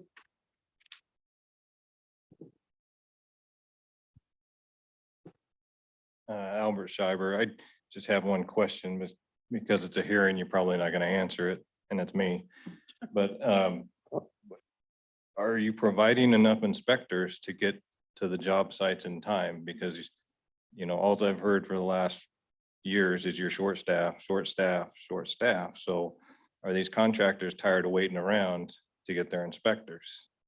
It's a fair question, Albert, and I'll tell you what I'm going to do. I'm going to go ahead and do the public hearing, close it down, and then have staff respond to that. Anyone else wishing to speak on this item? Anyone online? And I'll close the public hearing. Travis? Yeah, I appreciate the question. It's definitely a great question. We do have limited resources, and there probably would be opportunities out there where they call for inspection and we say, you know what, this is low risk. We'll drive by, we'll just do a windshield inspection. But in that case, they've coordinated with us. They've allowed us the opportunity to go inspect it, or at least to evaluate if that inspection is deemed necessary or not.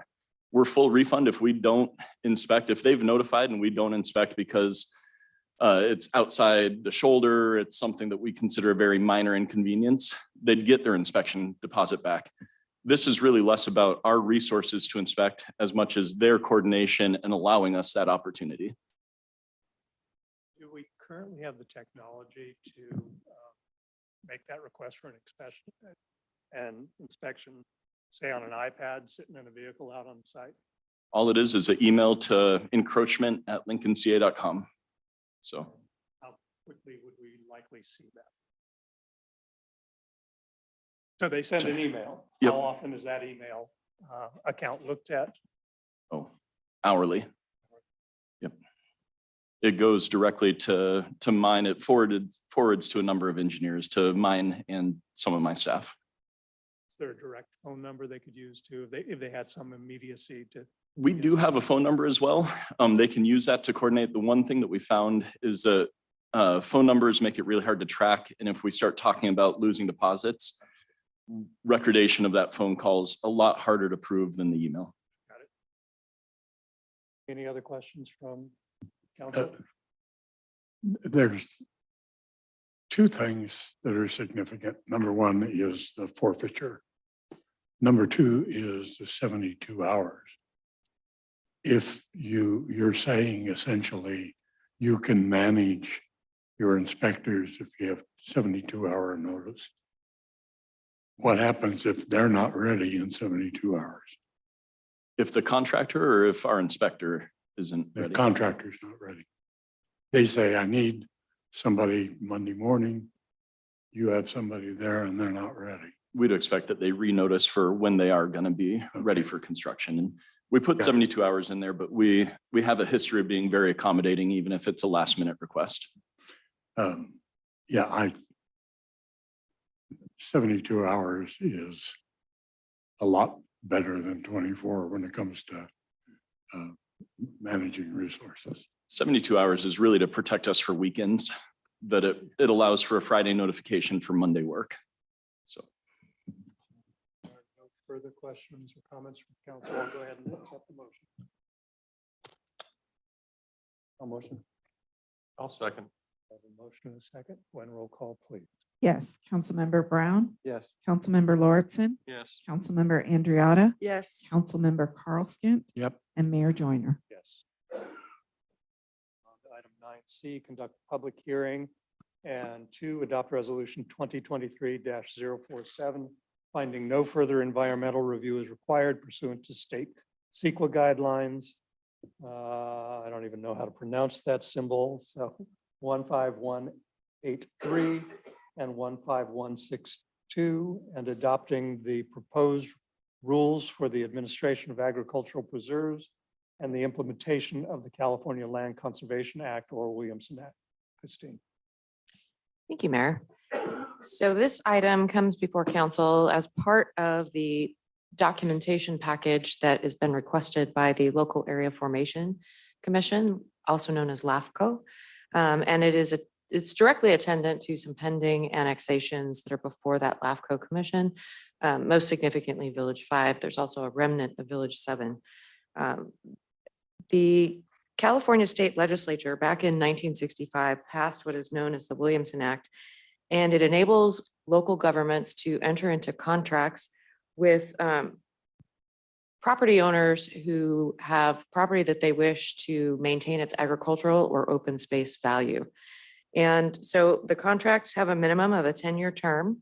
They can be extended on the anniversary of the contract.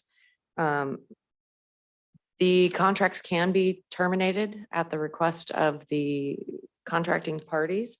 There are a number of rules and regulations and potentially penalties that apply if the property is taken out of a contract prematurely. And so I think what's most important to note is what is attached to the resolution are some proposed rules. These largely relate to how the city would handle newly proposed contracts that would come before it as part of following annexation. Upon annexation of either Village 5 or Village 7, any existing Williamson Act contract that the county or the state, could be a party to would then automatically revert to the city. So the city would take over the administration of those contracts. So importantly, the key provisions of the rule, and these rules were taken from several local agencies regionally that had a similar requirement as part of a LAFCO process to provide such rules. Applications for a contract would be made to the Community Development Department on a standard planning application form. They have to be submitted within the timeframes as provided by state law. An application fee will be required. The fee, we've talked a lot about fees tonight, will cover staff time to process the application and complete the required public hearings and notices.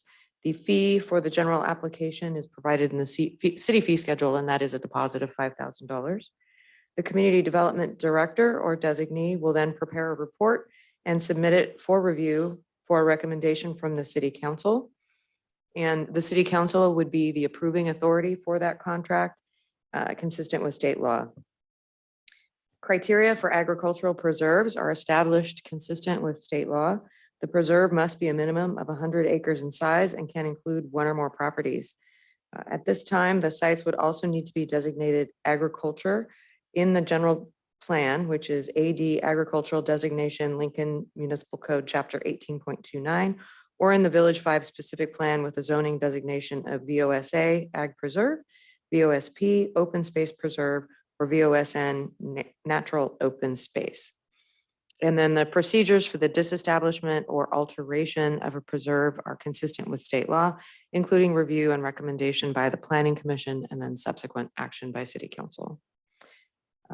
Staff has taken a look at the general plan for consistency and made some recommendations, finding that in fact, these rules are consistent with the general plan goal OSC 2, which is to cooperate with Placer County in preserving agricultural operations, and also accompanying policies OSC 2.1 and 2.3.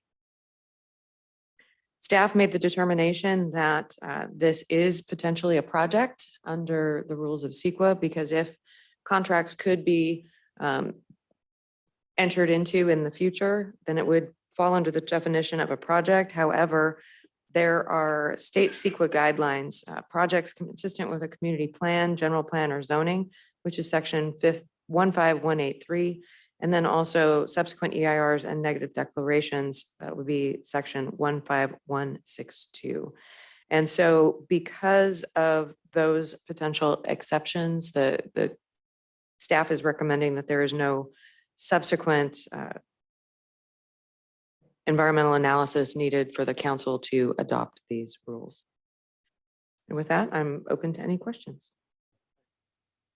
From the council. I have a question. It just occurred to me. Tax sharing. Land under Williamson. First of all, it's got a really reduced tax rate, which is why you do it. Second of all, it's generally in unincorporated areas. So what taxes do come, what little taxes do come, to go direct to county. This property will be annexed and within the city of Lincoln. So is the normal tax sharing proportion applied to that property? That's my understanding, yes. It's just Okay. less than it would It's be just otherwise. less, yeah, way less, but yeah. Okay, thank I'm so sorry, but you know, on the other hand, the service you're delivering to a parcel that's producing ag is much less than it would be if it was a bunch of homes. Yeah, So, right. Good point. So a couple of questions, Christine, just so I can understand, as this shifts over to the city.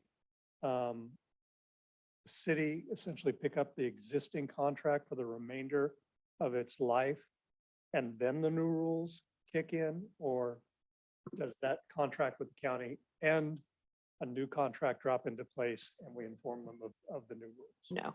So to be clear, the rules that are being proposed are just for the processing and of those types of things. So we would step in the feet of the county in any existing contract.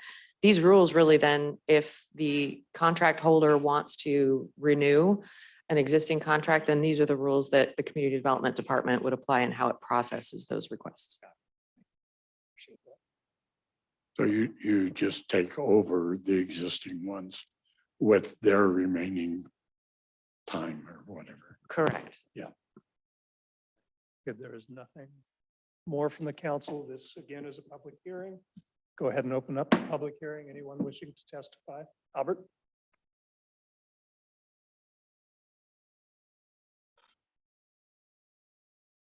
Surprise, Albert Schreiber. So yeah, to start with,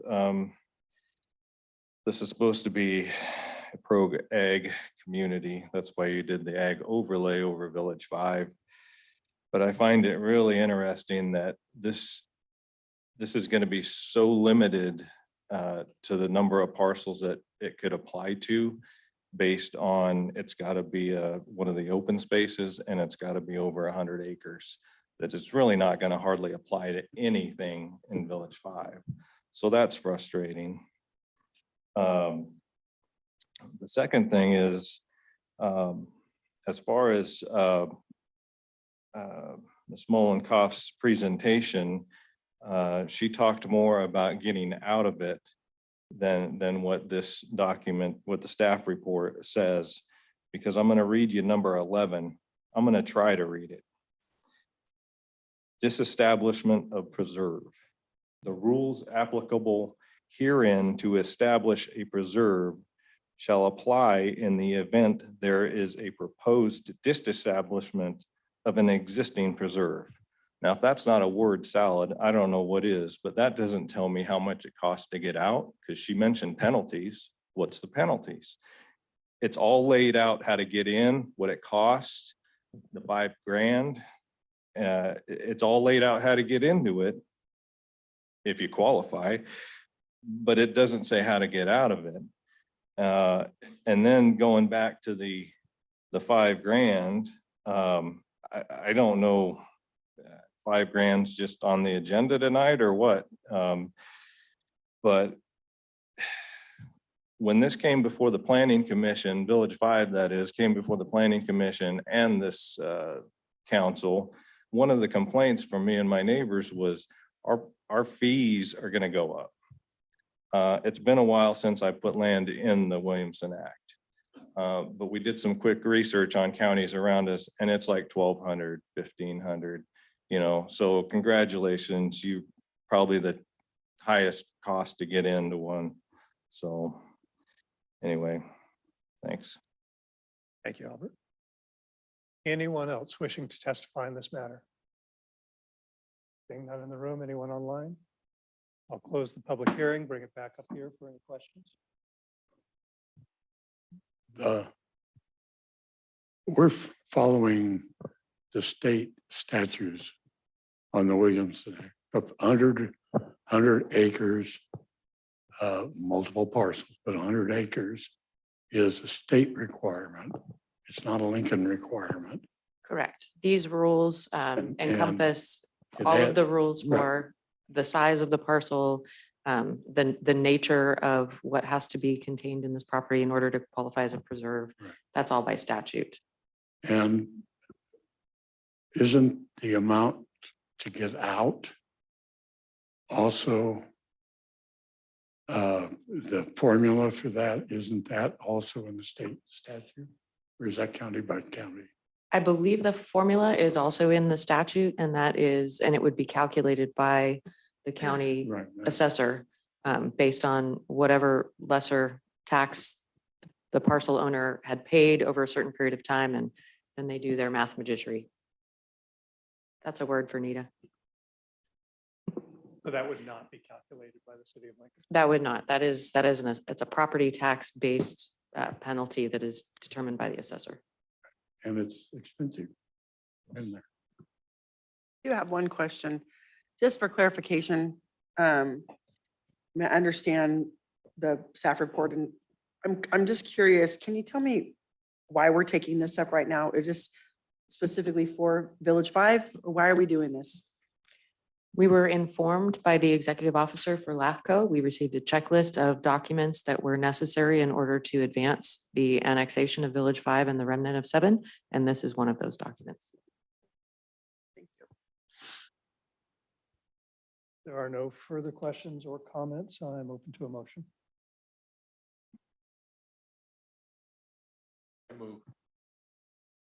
I move. Second. I have a motion and a second. Gwen, roll call, please. Yes. Councilmember Lauritsen, Yes. Councilmember Carlskent, Yep. Councilmember Andriotta, No. Councilmember Brown, Yes. and Mayor Joyner. Yes. We move on to item 9D, which has been continued to a date certain to the March 28th, 2023 council meeting. So we'll be taking that item up then. We did have do I wanna- one speaker Yeah, card. that's what I was just going to say. Do we want to open up? We should We open can open the public hearing and then keep continue it. open, then continue it. All right. We'll do that. I'll go ahead and open the public hearing on this item. Melanie, you wish to speak on this?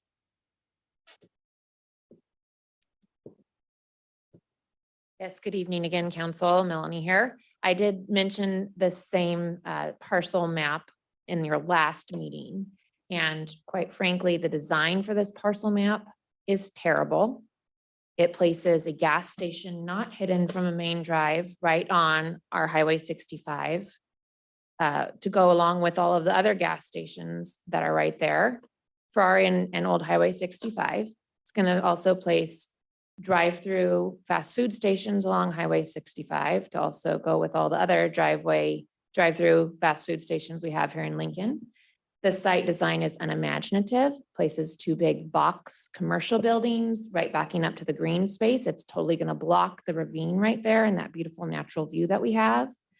It's also placing a child's educational facility in that same center, right by a gas station.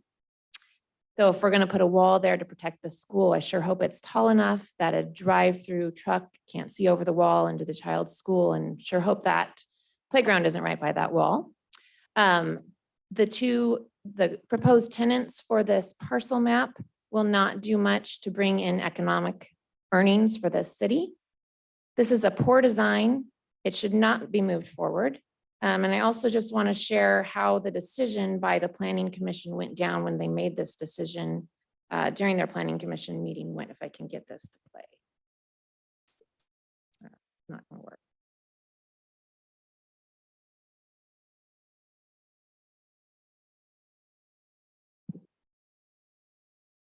Well, you can look up the recorded video on the city's website, but essentially you had a proposal by the Planning Commission chair put forth to make a motion. No commissioner made a motion, so the planning chair made a motion himself.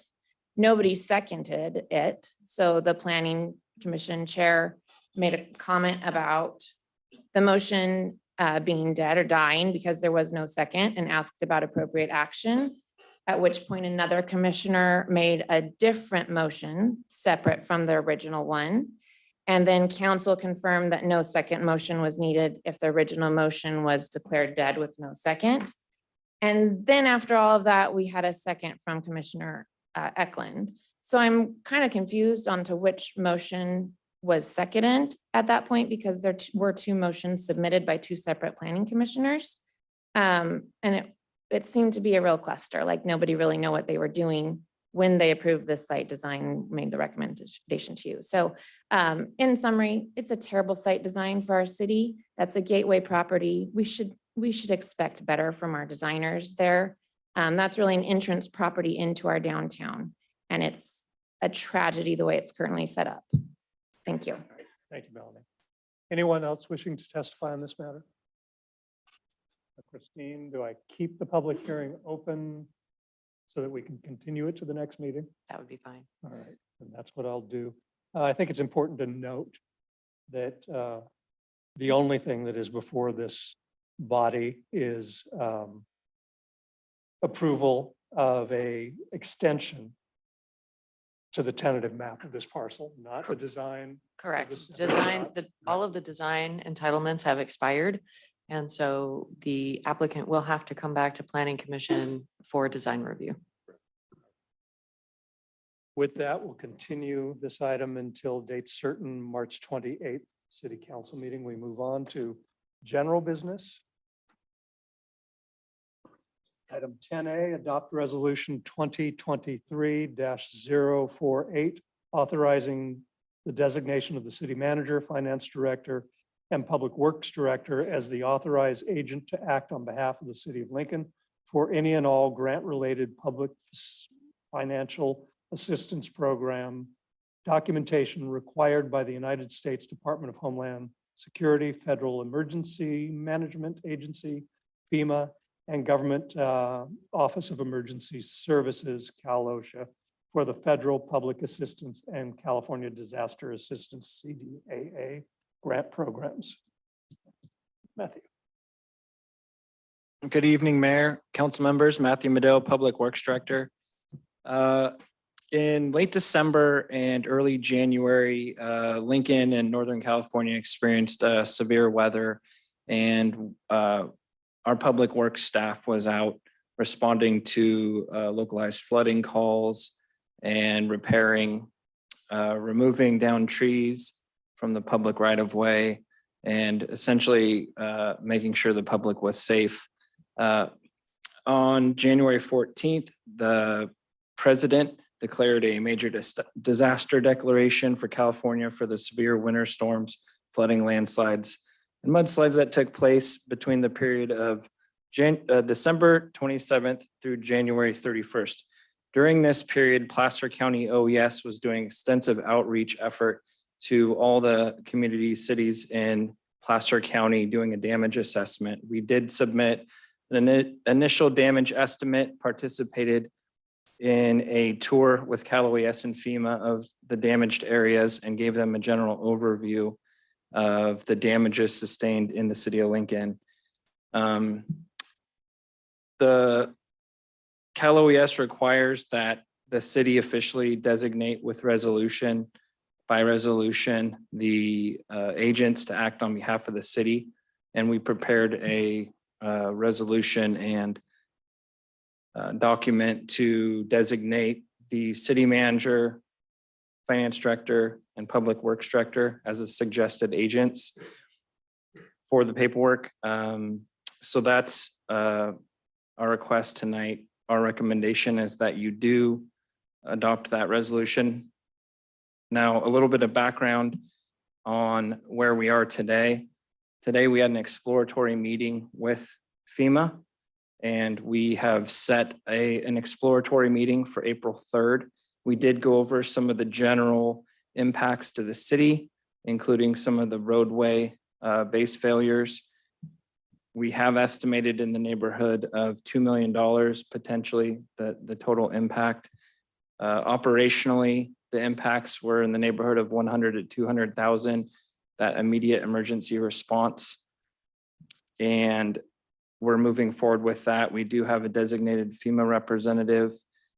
The next step after, the next meeting, I believe, is the scoping recovery meeting, where we have to define all of the impacts to the best of our ability, and then we'll have 60 days to give them the final list. So this is moving rather quickly. It's taking a lot of staff time, and that's something we're going to have to do is make sure we're tracking that that time and effort for reimbursement. We will report back at a future date if this is approved, what the final damage assessment and eligibility determination is. But at this point, we're getting positive reception from FEMA and KLOES. Put a question mark on the end of that. Staying positive. Yeah. It is FEMA, you're right. All right, well, what's before us tonight is simply authorizing our authorized agents to negotiate on our behalf. So just out of curiosity for me, and Nita, you and I had a bit of a conversation about this before. Each storm event is a separate event and a separate filing, is that right? It could be. So it really depends on, and it's up to the governor to file a state of emergency. So that the governor could file a state of emergency. He could extend the one that we had from December, January. He could file a new one for this current storm event. He could choose, not to file one at all, although I don't believe that's the case. So it's really up to the governor's decision. Yeah, he last week really strangely projected this week and had defined another emergency. Yeah. So there are two, the There are two. January one and this one. This would be applicable to everything. And your 60 days would be, it's going to be like tranches. Any other questions? No questions, just thank you so much for going after this and being aware and, pursuing, because I think that's awesome. Thank you. I'll go ahead and open it up to the public. Anyone wishing to comment on this item? Being none, anyone online? Bring it back up here for action. We have a motion. I move we approve Resolution 2023-48, authorizing the designation of the agents on behalf of the city. Second. All right, that motion is second. Yes. Councilmember Carlskin, Yes. Councilmember Andriotta. Yes. Councilmember Brown, Yes. Councilmember Lauritsen, Yes. and Mayor Joyner. Yes. With that, we move on to item 11, city manager report. Thank you very Welcome much. back, by the way. Oh, thank you very much. So happy to be back, and I am going to provide a report that I had no part of participating in, but council members Carlskin and Andriotta and Nita Racker and Matt Alves, our chief, participated in the 2x2 tax sharing public safety meeting with the county, which on the county side, I believe it was supervisors Gore and Landon. Which is a requirement under a really interesting and unique, and in my experience at least, super rare deal that the city council cut a couple years ago with the county to augment our revenues by opening up existing tax sharing agreements and essentially shifting the revenue, a lot of the revenues to the city in an effort to address our public safety short-staffed issues. Again, highly unusual. I don't even know how it got done at the time, but I'm glad it did. But the point of the meeting is to ensure that the agreements that the city entered into with the county on how we were going to use those funds are being used in the way that they should be. And the good news is that we are doing that. It will not solve all of our problems. And I'm going to go through just a couple quick bullet points here that came out of the meeting. There's been hiring that's occurred both on the fire and the police side as a result of this agreement. There's staffing that's been added in administration and I believe dispatch as well in the police department. There are also portions of the 9 firefighters that we hired that are being paid out of these revenues. We sort of used this funding source as a match for the ARPA dollars that we spent for the remainder of those salaries. There is a cap on how much the city can receive on a yearly basis under this agreement. So basically anything over $1.5 million per year we get everything up to $1.5 million. There's also a hard cap in total dollar figures. So the hard cap is $8 million, and we expect to reach that by 27-28, if not sooner. We are getting close to hitting caps almost on a yearly basis as a result of a lot of the development that's occurring in 12 Bridge. There's also provisions in the agreement that require that the city not pass, but attempt to pass a sales tax initiative prior to the expiration of the agreement. And so that is one of the discussions that I'm hoping the city council is interested in taking up this year as to when that makes sense to do, how we go about that process. There's very specific rules and laws about what we can and cannot do in terms of advocacy for sales tax, but it's a very important component because as great as this deal is, at some point it goes away, and it would be as I explain it to people in the community, I would say it's akin to receiving a check from your parents to help you with your insurance, and then they decide you're 21 years old, you can pay for your own insurance, and that check goes away, and you have to figure out how you're going to cover that diff. Can you tell that might have happened to me at some point in my life? So A little bit of a scar there? yeah, a little bit. You had better parents than mine.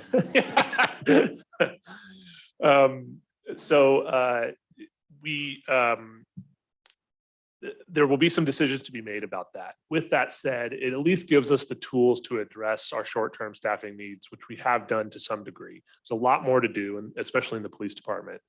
And I think there's opportunity out there with some of our projects that are building currently.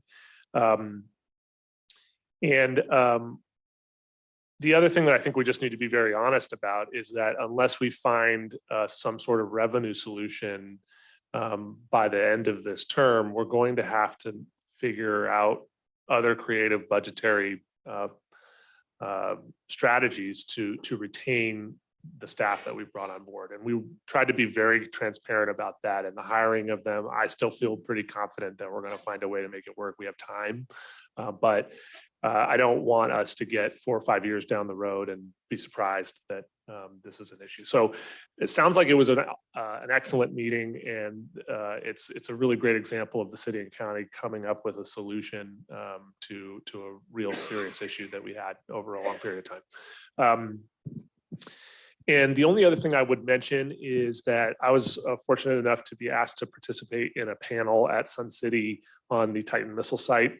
And it was a good discussion. I think there was a lot of good information that was given. I think everybody in attendance was disappointed that we weren't able to get a couple of state and federal agencies that are directly responsible for sort of managing this contamination present. But my understanding is that there's still a lot of effort in trying to get those folks to a future meeting, which will be great.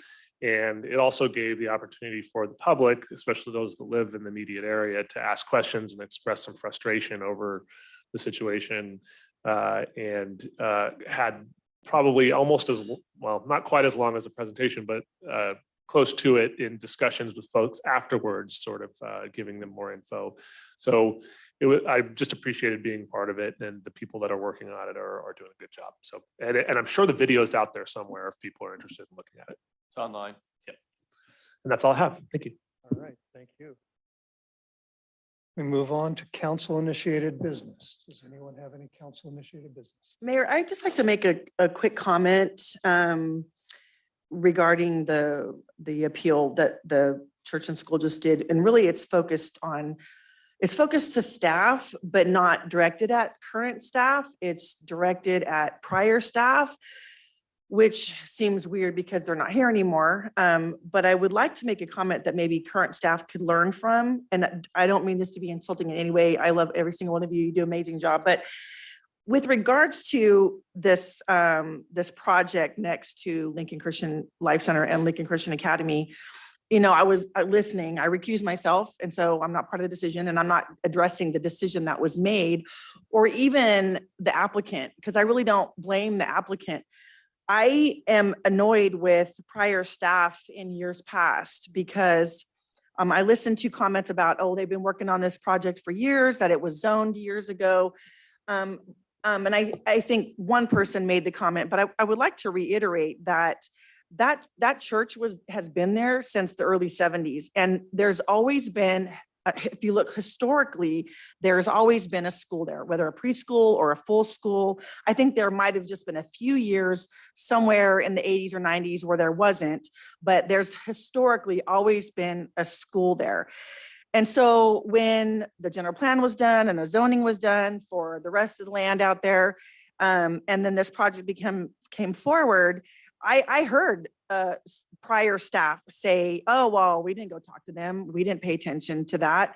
And allowing pictures that omitted the school sign and all of that. I mean, to me, that's just not doing due diligence. And so my comments are to current staff, who you were all amazing, to learn from that, to pay attention to things like that, because this all could have been avoided if whoever was working on this had bothered to have a communication or a talk with the school out there and to recognize the history. And it really just annoys the heck out of me to hear people say, well, it's been zoned and planned, you know, oh, since we've been working on this since 2006 or whatever. Well, that place has been out there since the early 70s. And I think we can do better. And so again, it's not directed at you all because you weren't here handling that. You're here taking care of it now. So it's comments about prior staff who didn't do their job, who made it difficult for this organization and difficult for the applicant. Like, they have every legal right to build there. It's not directed at them. It's directed at prior staff, and hopefully that current staff can learn from that. And so that's what I wanted to say, and I appreciate the time to do that. Quite council initiated business, but a good slot for the opportunity to speak. Any council initiated business other than that? Well, you know, Mayor, it is business because it's something that I'm concerned about. So I'm gonna throw a bit of a curveball here. This is unusual.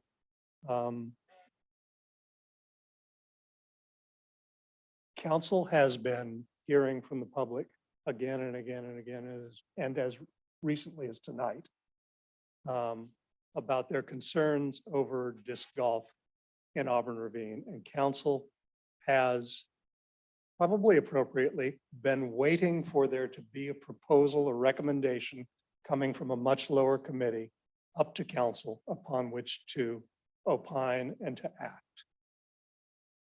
I'm going to suggest, if this is appropriate, that I'm seeking consensus to see if there is an appetite for sending a clear message down to the rec committee that the council is not interested in pursuing a disc golf course in the preserve in Auburn Ravine. Open to all the rest that they might be taking a look at, but rather than let people continue to worry and be concerned that this could be coming forward, let's just put an end to it. Let's send a message to the rec committee and see where we go from there. I don't know how the council feels about that, but I'm seeking that consensus. Yeah, I can send to that. I mean, you know, there's probably other places they can put it. So, you know, other than the Auburn Ravine. Well, I've said to them multiple times that I want to hear all of the data about putting it there or not putting it there. I don't know if I'm ready to say we're absolutely not going to do that, because I don't know. I want to know what will be the true impacts and get information from other people who have put disc golfs in similar places. And I also want to know what other viable places do we have that we can put. I'm not saying I want to put it there. I'm just not sure if I'm ready to send that message yet until I get more data. What else?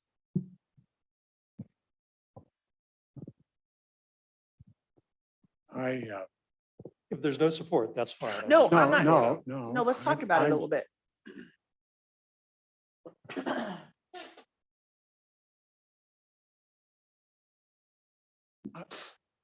I'm back even further.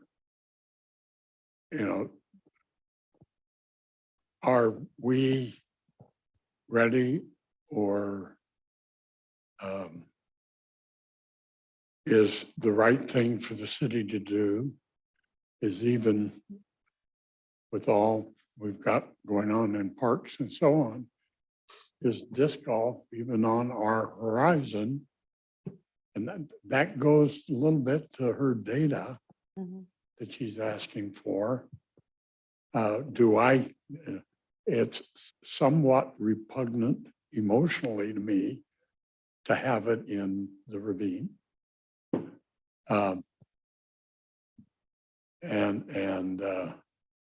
But I'm not ready to say no.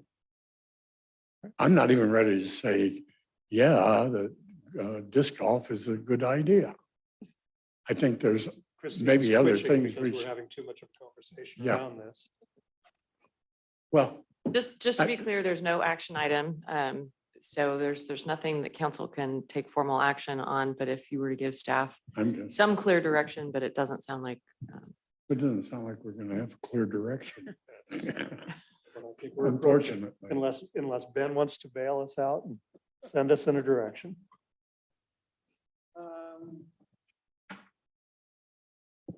I don't think that I have enough information either. All right, well, I appreciate it. Any other council initiated business? Not, If not that I'm for it or against it. Understood. But I agree with Dan that there's so many other things that are out there. And there's other things that personally I would want to support ahead of disc golf. Just Mayor, I'm so sorry to interrupt, but one idea that Christine and I just had is, if council would like, we could place on a future agenda the concept of whether you'd even like us to continue to explore this, and we could bring you what we think it would cost to go through, we're working on that, but what we think it would cost to go through the design process, wherever it is. It'd just be sort of an obscure item about whether we want to pursue disc golf there or anywhere else in Lincoln, and whether that's a priority for this council this time, because if it's not, then it's not worth the time. Like to expand it a little bit. And that's that I'd like to have a work session on park and recs and priorities, period. Which that would work into perfectly. Did one really, yeah, we could do that. We could do that. And we could do something, so we, For the park master plan? well, we could at least have a discussion. I mean, look, at the end of the day, what's occurred here is you have committees whose job it is to come up with neat ideas for the council to consider. And that's what Parks and Rec did. Now, some folks really don't like the proposal, and that's fair enough. But what I've been wrestling with, and what I think staff has been wrestling with, is we take some direction from our committees and we try to, when we have time, form those into something that comes to the city council. And when it's a CIP project like this, it's not as easy as waving a magic wand and putting it on, because like Travis mentioned earlier, we have lots of projects going on at any one time. So in this particular instance, because there's so much community concern about it, I think it's fine to bring something back to the city council and say, look, here are some of the top priorities we have right now in rec that have been talked about at that committee. What do you want us to continue to work on? Because we do have limited resources. And so if it's not this, that's fine. And I think that's actually skate park. Yeah, exactly. I think that's actually a good conversation to have. One of the things we hear from our committees all the time is, what does the council want us to be doing? And I we was so thinking rarely send a message back down to them, so. All right, all of them. So Mayor, would, just so I'm clear on direction, would you like us to go back to rec committee and have a discussion about what they think are the top important priorities and bring that to you? Or do you want us to just bring this item straight forward? Because we can do either way. it's the desire of the council. I'm worried about throwing a whole lot of staff time into this right now. Then I think we just bring it straight to you. We can synthesize what rec committee has discussed in the last couple meetings. That's no big deal. Okay. Okay. Everybody in agreement with that? Thank you. Appreciate it. We move on to information items. Does anyone have any information item tonight? Yeah, let's follow on to Sean's remarks about the presentation that we had last Wednesday.